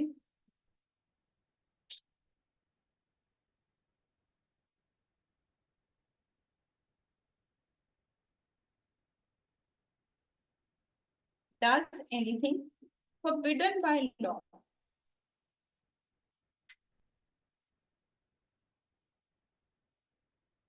forbidden by law, तो हम हाईलाइट करेंगे forbidden by law। forbidden मतलब जो चीज लॉ ने मना कर रखी है, और threaten to do, जब कोई पर्सन ऐसा कोई काम करे जो कि लॉ ने मना कर रखा, या तो उसने काम कर दिया, या थ्रेटन डरा रहा है कि मैं ऐसा कर दूंगा। अगर ए बी के सिर पे गन रख के बोले कि मैं तुम्हें मार दूंगा, अपनी सारी प्रॉपर्टी मेरे नाम पे ट्रांसफर करो, तो थ्रेट दे रहे हैं। किस चीज का थ्रेट दे रहा है? कि मैं तुम्हें मार दूंगा। और किसी को मारना क्या है? फोरबिडन बाय लॉ, लॉ ने मना कर रखा है, ऐसे थोड़ी हम किसी का भी मर्डर कर सकते हैं। अगर एक्स वाई को बोले मैं तुम्हारी बेटी को किडनैप कर लूंगा, so kidnapping is also forbidden by law. तो हमने ये कोई लिस्ट याद नहीं करनी है कि क्या क्या चीजें लॉ ने मना कर रखी है, कॉमन सेंस लगानी है कि क्या चीजें फोरबिडन बाय लॉ, क्या काम इंडिया में इलीगल काम। तो अगर कोई पर्सन ऐसा कोई भी काम करता है जो कि इलीगल है, फोरबिडन बाय लॉ, लॉ ने मना कर रखा है, उसने ऐसा काम किया, ए ने बी की वाइफ को मार दिया और बोला तुम्हें भी मार दूंगा अगर सारी प्रॉपर्टी के पेपर अभी ना साइन किए, तो चाहे तो उसने कोई काम ऐसा कर दिया जो कि फोरबिडन बाय लॉ है, या फिर वो थ्रेट कर रहा है कि मैं ऐसा कर दूंगा, ठीक है, और या फिर डिटेन्स और थ्रेटन टू डिटेन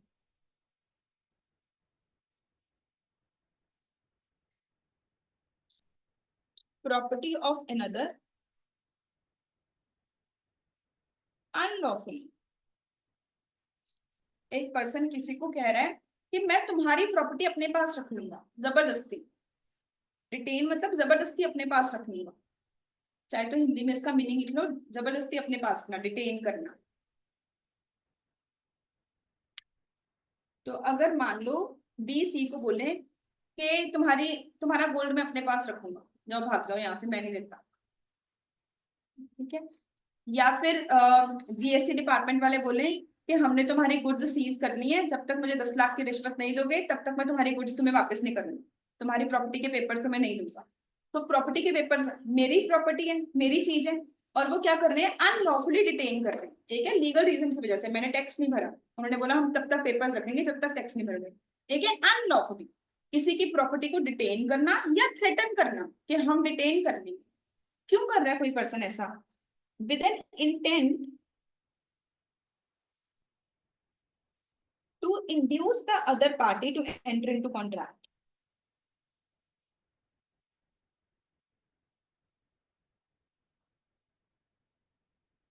और उसके इंटेंट क्या है? वो ये दोनों काम क्यों कर रहा है?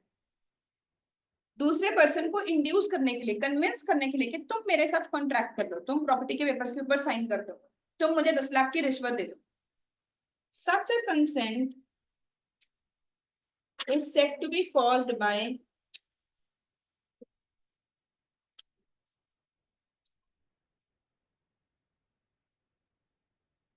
coercion। ऐसा कंसेंट किस टाइप का कंसेंट है? कोअर्शन। सेकेंड पैराग्राफ में हम हाईलाइट करेंगे डिटेन वर्ड को, थर्ड पैराग्राफ में हम हाईलाइट करेंगे इंड्यूस वर्ड। तो अब मैंने ये रिवाइज कैसे करना है कोअर्शन टॉपिक, मैंने बोला हमने ना पांचों चीजें बड़े अच्छे से याद करके जाननी है, और स्पेशली एग्जाम से पहले रिवाइज करनी है, क्योंकि पांचों में से कोई भी एक क्वेश्चन पक्का आएगा, या केस स्टडी, अगर केस स्टडी आएगी तब भी हमें पहले लॉ ही लिखना होता है, या डायरेक्ट थ्योरी क्वेश्चन। तो कोअर्शन का मतलब क्या होता है? जब एक पर्सन दूसरे पर्सन को थ्रेट करे, किस चीज के लिए थ्रेट करे, या वो ऐसा कोई भी काम करे which is forbidden by law, या फिर detain the property of another, या threaten to detain the property of another unlawfully with an intention to induce the other party to enter into contract. Such a contract is said to be caused by coercion. तो 3 word हुए मेरे, forbidden by law, detain and induce करना। एक बार मेरे साथ definition repeat करो। When one party does anything which is forbidden by law और threatens to do or detains property of another or threaten to detain property of another unlawfully with an intention to induce the other party to enter into contract. Such a contract is said to be caused by coercion. ये contract कोercion के साथ हुआ। अब इसका affect क्या होगा?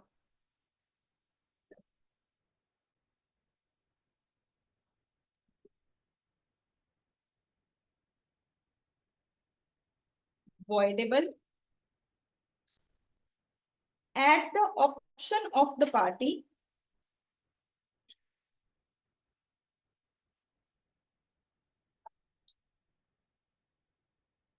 whose consent is so caused। तो हम लोग ना फर्स्ट चैप्टर में पढ़ते हैं कि वॉइडेबल कॉन्ट्रैक्ट का मतलब क्या होता है। अब उसका मीनिंग आपको अच्छे से समझ आएगा। वहां पे मैंने आपको बताया था कि वॉइडेबल कॉन्ट्रैक्ट एक ऐसा कॉन्ट्रैक्ट होता है जहां पे एक पर्सन के पास पावर है, वो उसे वैलिड भी बना सकता है, वॉइड भी बना सकता है, और दूसरे पर्सन के पास ऐसी कोई भी पावर नहीं है। तो कोर्शन के केस में ये कॉन्ट्रैक्ट वॉइडेबल होगा, और वॉइड बनाने की पावर हमने किसे दी? जिसके कंसेंट के साथ कोर्शन की गई थी। तो अगर ए ने बी के सिर पे बंदूक रख के बोला कि सारी प्रॉपर्टी के पेपर मेरे नाम पे साइन कर दो, और उसने डर के मारे साइन कर दिया, बाद में वो कोर्ट गया और उसने कंप्लेन कर दी कि सर मैंने लीगली कोई इससे पैसे नहीं लिए हैं, इसने तो जबरदस्ती मेरे से पेपर साइन करवा दी, तो वो रजिस्ट्री ऑब्वियसली वैलिड ही नहीं रहेगी। कोर्ट कहेगा कि हाँ इस रजिस्ट्री की कोई वैल्यू नहीं है, तो उसने कॉन्ट्रैक्ट को क्या कर दिया? वॉइड कर दिया। तो जब एक पर्सन के पास पावर हो कि वो इसे वैलिड भी बना सकता है, वॉइड भी बना सकता है, और पावर किसके पास है? जिसका फ्री कंसेंट नहीं था, जिसके साथ जबरदस्ती की गई थी, उसके पास पावर है, वो वैलिड भी बना सकता है, वॉइड। बट अगर बी डर जाए, वो बाद में पुलिस कंप्लेन भी ना करे, और ए ये प्रॉपर्टी लखविंदर को सेल कर दे, तो क्या लखविंदर वैलिड ओनर बनेगा? यस, क्योंकि इसने तो प्रॉपर्टी के पेपर्स देखे, इसे क्या पता कि सामने वाले ने कोर्शन की है। इसने गुड फेथ में प्रॉपर्टी के पेपर्स देखे, पैसे दे दिए, और ये घर में रहने लग गया, इसकी तो कोई गलती नहीं। सामने वाले पर्सन के पास पावर थी, वो वॉइड बना सकता था, पर उसने वॉइड बनाया ही नहीं, तो कॉन्ट्रैक्ट अपने आप ही क्या बन गया? वैलिड बन गया। समझ आई सबको सारी स्टोरी?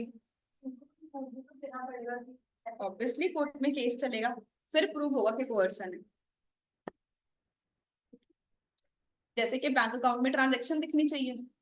अगर मैंने जेन्युइनली प्रॉपर्टी परचेज की है, कोई भी कोर्शन नहीं किया, तो मेरे अकाउंट से पैसे जा रहे होंगे ना, वहां से प्रूव हो जाएगा। सबको समझ आया भाई? पूरे अच्छे से क्लियर है ऑनलाइन स्टूडेंट्स को? Yes ma'am. थोड़ी सी मैंने स्पीड बढ़ाई है क्योंकि हमें सिलेबस टाइम पे करना है। एक बार क्विकली रिवाइज करते हैं, एक छोटा सा टॉपिक आज और करेंगे, ठीक है? आज हम लोगों ने क्लास शुरू की with the chapter other essential elements of a valid contract. Other essential elements में actually section number 10, section number 10 का पहला पॉइंट था कि parties must be competent to contract. Section number 11 और 12 इस पॉइंट को डिस्कस कर रहा है कि parties must be competent to contract. तो पहले उन्होंने बोला कि कॉम्पिटेंसी चेक करने के लिए 3 चीजें लिखी: major in age, sound mind, not disqualified by law. फिर इसकी पूरी लाइन हमने याद की। हमने बोला मेजर इन एज के बजाय हम लोग आगे से बोलेंगे major in age according to the law to which he is subject. Sound mind के जगह पे हम पूरी लाइन बोलेंगे sound mind at the moment of entering into contract and not disqualified by law की कुछ और एग्जांपल्स हमने याद की: प्रिजनर, कन्विक्ट, एम्बेसडर, या कोई भी एलियन एनिमी। फिर हम लोगों ने डिस्कस किया माइनर के बारे में डिटेल। हमने कहा माइनर में 3 चीजें हो सकती हैं। एक तो माइनर का रूल क्या है, कुछ उसकी एप्लीकेशंस, और उसकी 2 एक्सेप्शंस। फटाफट एक्सेप्शन रिवाइज कर लेते हैं।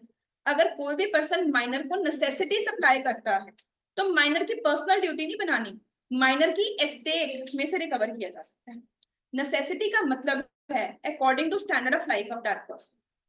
देन हमने किया टॉर्ट्स के केस में, सिविल रॉन्ग के केस में, जैसे हॉर्स वाली एग्जांपल थी, माइनर की पर्सनल ड्यूटी बन सकती। माइनर के बेसिक रूल्स क्या है? माइनर के साथ कोई भी एग्रीमेंट करोगे वो वॉइड होगा, वो मेजर होने के बाद भी वॉइड ही रहेगा, वो मेजर होने के बाद खुद भी उसे वैलिड नहीं बना सकता, रेटिफाई नहीं कर सकता। And minor can always plead minority. Minor हमेशा माइनॉरिटी का बेनिफिट ले सकता है, Mohini Bibee versus Dharmodas Bose. Second point, इसकी एप्लीकेशंस, वो पार्टनर बन सकता है अगर बाकी सारे पार्टनर्स उसे सिर्फ बेनिफिशियरी पार्टनर बनाए।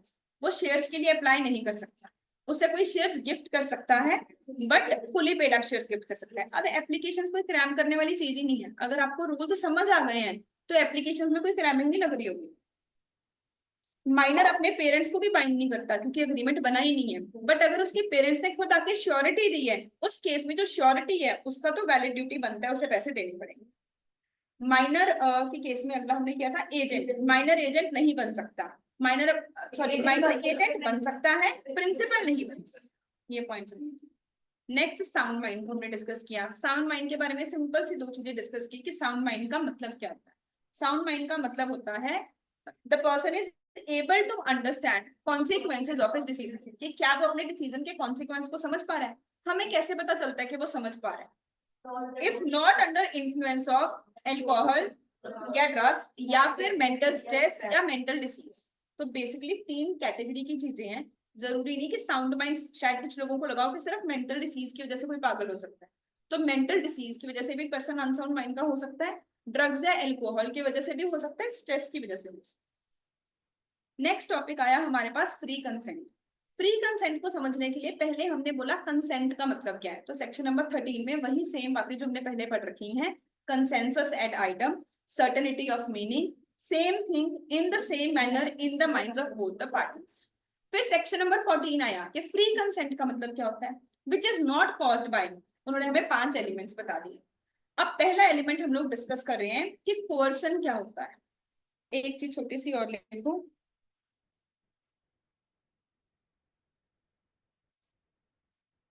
इसे ही बोलते हैं आइटम्स विशिएटिंग फ्री कंसेंट, या एलिमेंट्स जो कि विशिएट करना। मैं स्पेशली ये वर्ड आपको बताना चाहती थी, विशिएटिंग, BITIATING, elements विशिएटिंग free consent.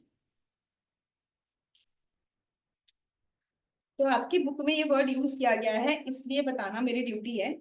Vitiate करने का मतलब होता है किसी चीज को किसी से दूर लेके जाना। कहते हैं ऐसी कौन सी चीजें हैं जो कि कंसेंट को फ्री कंसेंट से दूर लेके जाती है। कंसेंट तो है पर फ्री कंसेंट नहीं है, तो कौन सी चीजें फ्री कंसेंट से हमें दूर लेके जाती हैं? ये 5 चीजें, coercion, undue influence, fraud, misrepresentation, mistake. ऐसे आप 2 नंबर का क्वेश्चन एक्सपेक्ट कर सकते हो, तो ऐसा ना आपको पता ना चले विशिएटिंग का मतलब क्या है, उस इंटेंट से मैंने लिखवाया। अब पहला वर्ड आया कोercion, तो मैंने वही 3 का फॉर्मूला जो हम शुरू से कर रहे हैं, कोercion को समझने के लिए हमने 3 वर्ड्स याद करने हैं। कोई भी काम फॉरबिडन बाय लॉ है, कोई किसी की प्रॉपर्टी को डिटेन कर रहा है, उसका इंटेंट क्या है? इंड्यूस करना कि मेरे साथ कॉन्ट्रैक्ट करना। तो अगर कोई भी person, when one person does anything which is forbidden bye law और थ्रेटन्स टू डू और detains or threaten to detain property of another unlawfully with an intent to induce the other party to enter into contract, such a consent is said to be caused by coercion. इसका affect क्या होगा? इसका affect होगा contract is voidable at the option of the party whose consent was so caused. मुझे exactly यही word चाहिए आपके test में और एग्जाम में। समझ आया ना सबको पूरे अच्छे से? हाँ जी, पीछे जिंदा है सब लोग? मर तो नहीं गया कोई? ठीक है। इसका सेकंड इम्पैक्ट क्या है? If the contract is rescinded,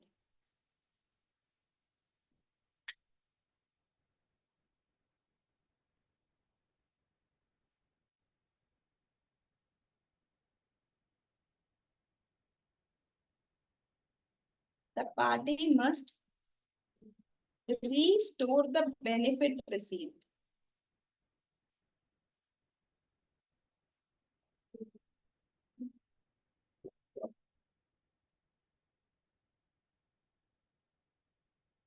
मान लो सूर्यांश किसी को डरा के उसकी गाड़ी उससे 1 लाख रुपए में खरीद ले और वो पर्सन बाद में केस कर दे, तो फिर पुलिस वालों से तो सूर्यांश डर ही जाएगा।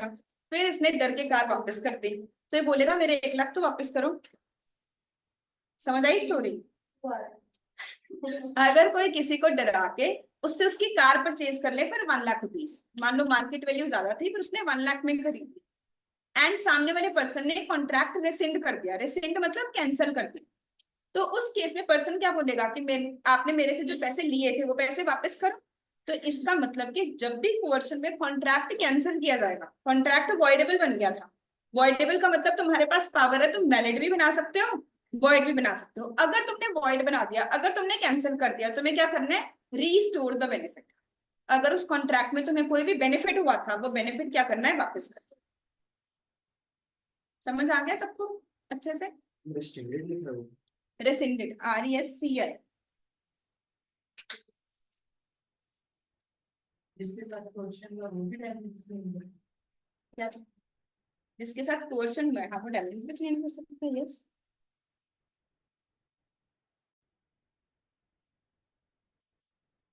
एक ही बात, यहाँ पे कोर्शन टॉपिक हो गया खत्म। Next and last topic for today, section number 16, undue influence. अब सेक्शन नंबर 15 अगर ऑलरेडी एग्जाम में आ गया तो शायद सेक्शन 16 आएगा आपको।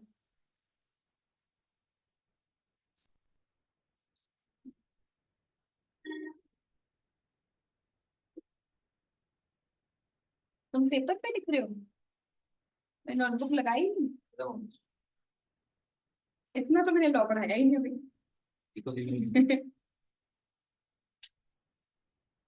When one person is in a position to dominate will of another,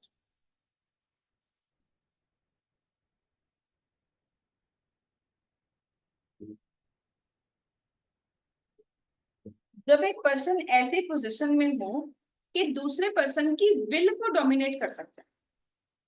will को डोमिनेट करने का मतलब जो मैं कहूंगी सामने वाला वही करेगा, ठीक है? कहते हैं when one person is in a position to dominate will of another and he uses the same, और वो उसे यूज करे, किस चीज के लिए यूज करे, टू ऑब्टेन अनफेयर एडवांटेज, कोई अनफेयर एडवांटेज लेने के लिए यूज करे।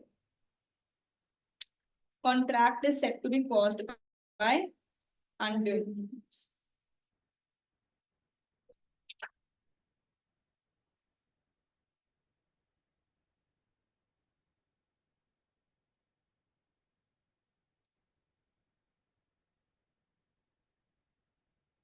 जब कोई एक पर्सन ऐसी पोजीशन में है कि वो दूसरे पोजीशन पर्सन की विल को डोमिनेट कर सकता है, कि जो मैं कहूंगी तुम वही करोगे, मैं तुम्हें डोमिनेट कर सकती हूँ। अगर मान लो मैं ऐसी किसी पोजीशन में हूँ और मैं उसे यूज करूं अपने एडवांटेज के लिए, अनफेयर एडवांटेज के लिए, तो हम लोग क्या कहेंगे कि अनड्यू इन्फ्लुएंस एक्सरसाइज। ठीक है, अब ये पता कैसे चलेगा कि कोई किसी को डोमिनेट कर सकता है?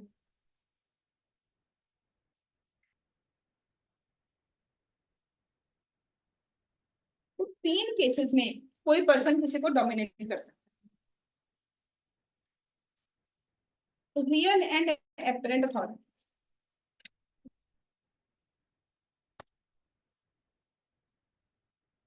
एपरेंट वर्ड का मतलब होता है क्लियर, देख के पता चल रहा है कि ये पर्सन से डोमिनेट करता है, कोई डाउट ही नहीं है इसमें।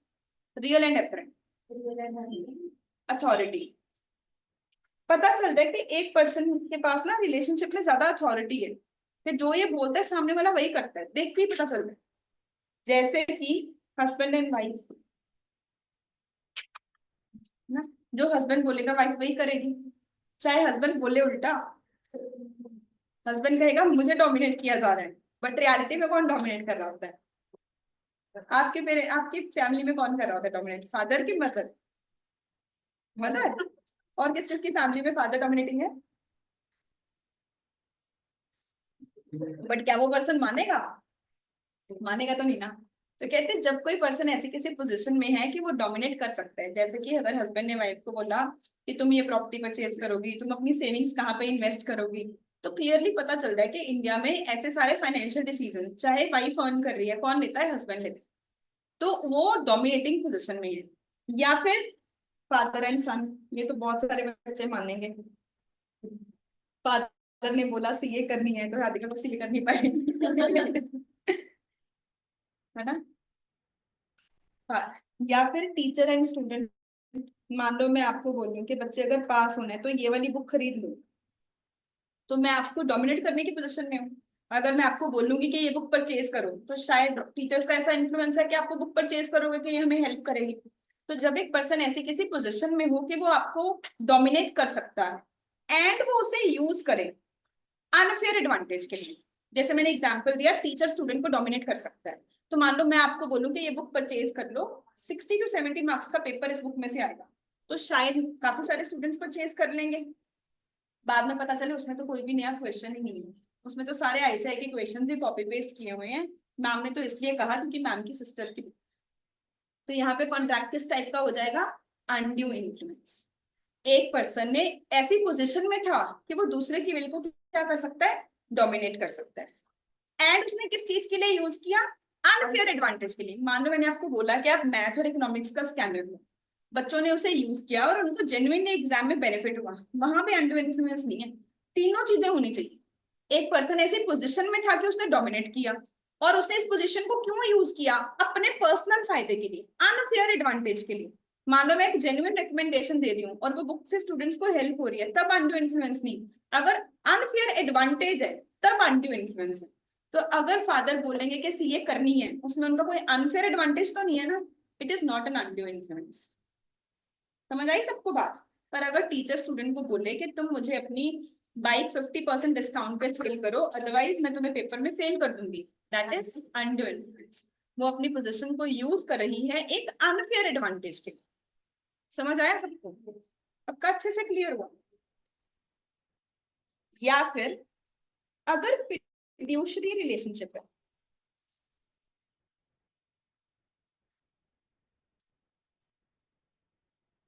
फिड्यूशरी का मतलब होता है ब्लाइंड ट्रस्ट। ऐसा कोई केस जिसमें पता है कि एक पर्सन दूसरे पर्सन के ऊपर ब्लाइंड ट्रस्ट कर रहा है, कि जो वो कहेगा सामने वाला चुपचाप उसकी बात मान लेगा। एंड अब अगर ऐसा कोई पर्सन अपने पावर को यूज करे अनफेयर एडवांटेज के लिए, तो हम कहेंगे कॉन्ट्रैक्ट किस टाइप का है, अनड्यू इन्फ्लुएंस। ठीक है, जैसे कि डॉक्टर एंड पेशेंट। तो मान लो मैं डॉक्टर के पास गई और मैंने बोला मुझे हेडेक होता है, मेरी बॉडी पेन होती है, बोले मुझे लगता है तुझे कैंसर है, तो ये 10 टेस्ट करवा।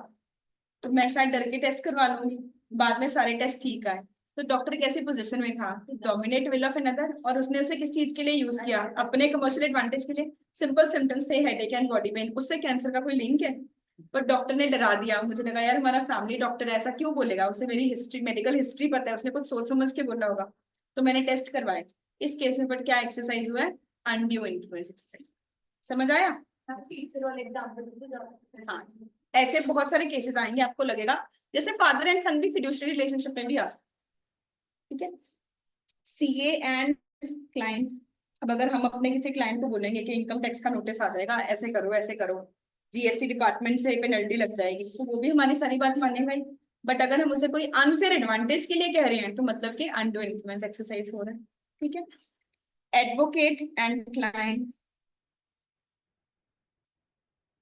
ऐसे ही लॉयर की भी लोग बात मानते हैं, जो भी लॉयर बोलेगा वही काम करते हैं, लेमैन को लॉ की नॉलेज नहीं होगी। या फिर मेंटल स्ट्रेस।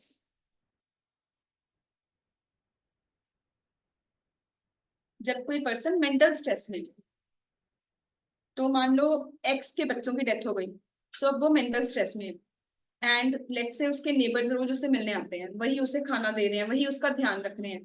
तो उस सिचुएशन में वो पर्सन कैसी पोजीशन पे है, तो डोमिनेट विल ऑफ अनदर। आमतौर पे किसी के नेबर उसे डोमिनेट नहीं कर सकते, बट उस मूवमेंट पे जब उसके बच्चों की डेथ हो गई, नेबर्स उसकी सारी चीजों का ध्यान रख रहे हैं, वो कैसी पोजीशन में है कि वो उसकी विल को डोमिनेट कर रहे हैं। अब अगर नेबर यूज करे उस चीज को to obtain unfair advantage, neighbour बोले तो अपनी सारी प्रॉपर्टी मुझे बेच दो और अमेरिका अपनी डॉटर के पास चले जाओ और उससे प्रॉपर्टी 50% डिस्काउंट पे खरीद ले, हम लोग कहेंगे यहाँ पे क्या एक्सरसाइज हुआ है, अनड्यू इन्फ्लुएंस। एक पर्सन ऐसी पोजीशन में था कि दूसरे पर्सन को डोमिनेट कर सकता था और उसने यूज किया अनफेयर एडवांटेज के लिए। समझ आ गया ना सबको। इसमें एक बहुत इंपॉर्टेंट पॉइंट है जहां से केस स्टडी बनती है, बोरोवर एंड मनी लेंडर। तो बच्चे जब किसी पर्सन को पैसे चाहिए होते हैं ना,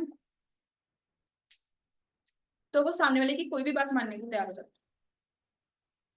तो जो मनी लेंडर है, जो पैसे दे रहा है, उसके पास ज्यादातर केसेस में पावर होती है कि वो उसे डोमिनेट कर सकता है।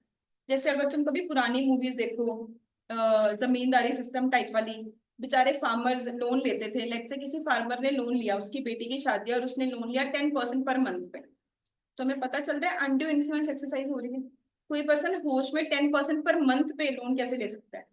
10% पर एनम तो समझ में आता है, पर 10% पर मंथ तो कोई भी कॉन्शियसली सोच समझ के ले ही नहीं सकता ना। तो यहाँ पे क्या हो रहा है, जो मनी लेंडर है वो अपनी पोजीशन को यूज कर रहा है। उसे पता है कि इसकी बेटी की शादी है, इसे पैसे चाहिए, वो उसे किस चीज के लिए यूज कर रहा है? अपने अनफेयर एडवांटेज के लिए यूज कर रहा है। तो इस चीज को हम लोग बोलते हैं अनकॉन्शनेबल बार्गेन। इस वर्ड को हाईलाइट करो, इसमें से बहुत अच्छी केस स्टडीज बनती हैं। अनकॉन्शनेबल बार्गेन, वेरी वेरी इंपॉर्टेंट। अनकॉन्शनेबल मतलब जो कि तुम्हें रैशनल मैन की समझ में ही नहीं आ रही, ऐसे कैसे हो सकता है कि किसी पर्सन ने लोन 10% पर मंथ पे ले लिया, कि ये तो हमें होश में समझ ही नहीं आ रहा है, ऐसा कोई कैसे कर सकता है अपने होश में? क्लियर हो गया जी सबको? पक्का अच्छे से क्लियर है? अब इसका इफेक्ट क्या हुआ?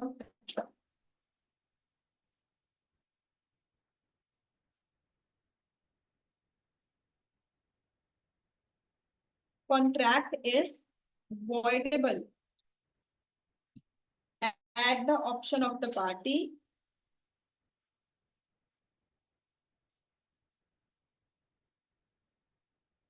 whose consent was so contract voidable हो जाएगा at the option of the party जिसका कंसेंट इस तरीके से लिया गया।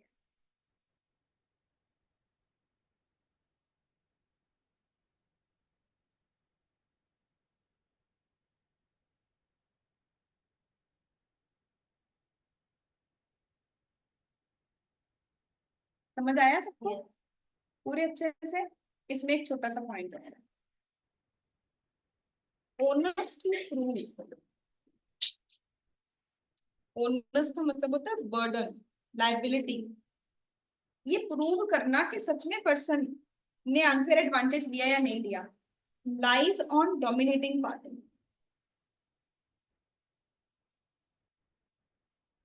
ऐसे कॉन्ट्रैक्ट्स में मान लो मैं जाके बोलूं कि इस डॉक्टर ने मेरे साथ अनड्यू इन्फ्लुएंस किया, उसने हेडेक के नाम पे मेरे 20,000 के टेस्ट करवा दिए कैंसर के, तो कोर्ट बोलेगा हाँ तुम सच बोल रहे हो। डॉक्टर को प्रूव करना पड़ेगा नहीं मैंने ऐसा नहीं किया। अनड्यू इन्फ्लुएंस में हमेशा कोर्ट किसके ऊपर ट्रस्ट करेगा? जिस पर्सन को डोमिनेट किया जा सकता है। दूसरे पर्सन को प्रूव करना पड़ेगा कि नहीं सर जेन्युइनली ऐसे सिम्टम्स थे, मान लो ऐसा वेदर चल रहा था, इस एज के लोगों में कैंसर डिटेक्ट हो रहा था, ऐसा कोई रीजन था कि मैंने सिंपल हेडेक पे भी बोला कि ये टेस्ट करवाओ। समझ आया सबको? देखो अनड्यू इन्फ्लुएंस प्रूव करना कितना मुश्किल है। मान लो मैंने एज अ टीचर आप लोगों को बोला कि आप ये बुक परचेज करो, आपको मैंने गारंटी थोड़ी दी कि इस बुक में से पेपर आएगा, नहीं भी आया तो क्या आप लोग कुछ प्रूव कर सकते हो कि नहीं मैम ने तो मालाफाइड इंटेंट के साथ बोला था, इसमें तो एक भी नया क्वेश्चन है ही नहीं? ये प्रूव कैसे हो सकता है? तो स्पेशली अनड्यू इन्फ्लुएंस में एक रूल बनाया गया कि प्रूव करने की ड्यूटी ही किसकी है? मुझे कोर्ट में जाके प्रूव करना पड़ेगा कि सर ये देखो आप कंपेयर करो, आईसीआई की बुक में ये 50 क्वेश्चन है, इसमें ये 30 एक्स्ट्रा क्वेश्चन गिवन है। पिछले एग्जाम्स में देखो कि इन 30 में से क्वेश्चन आते थे, बाई चांस इस अटेम्प्ट में नहीं आया, तो प्रूव करने का बर्डन किसके ऊपर होगा? डोमिनेटिंग पार्टी के ऊपर। कोर्ट हमेशा किसके ऊपर ट्रस्ट कर लेगा? दूसरी पार्टी पे, जो जाके कंप्लेन कर रहा है उस पर ट्रस्ट कर लेगा। लॉजिक समझ आया सबको पूरे अच्छे से? मैं बहुत ज्यादा एफर्ट मार रही हूँ, सारी क्लासेस रेगुलर होंगी और प्रॉपर हम टॉपिक्स को कवर करेंगे, बट मुझे आपके एंड से भी रिस्पॉन्स चाहिए। मैंने स्पेशली आपके बैच की पूरी शीट बनाई है, मुझे बहुत सारे स्टूडेंट्स रेगुलर भी नहीं दिख रहे हैं, तो ऑब्वियसली मैं उनकी परफॉर्मेंस ट्रैक भी नहीं कर सकती। तो चाहे जो भी ऑफलाइन ऑनलाइन या रिकॉर्डेड मोड जिस भी तरीके से पढ़ रहे हैं, प्लीज सब लोग टेस्ट दो एंड मेरे साथ कम्युनिकेट करो। जो भी डाउट्स है मुझे व्हाट्सएप पे किसी भी तरीके से पूछो, so that I am able to help you. ठीक है? परसों तक सब लोग सारा होमवर्क कंप्लीट करके आएंगे। चैप्टर नंबर 3 के सारे टॉपिक्स पढ़ के आने हैं, कोशिश कर, और चैप्टर 1 और 2 के हम चार्ट्स बनाएंगे और आगे अगला टॉपिक करेंगे। ठीक है? Thank you, take care.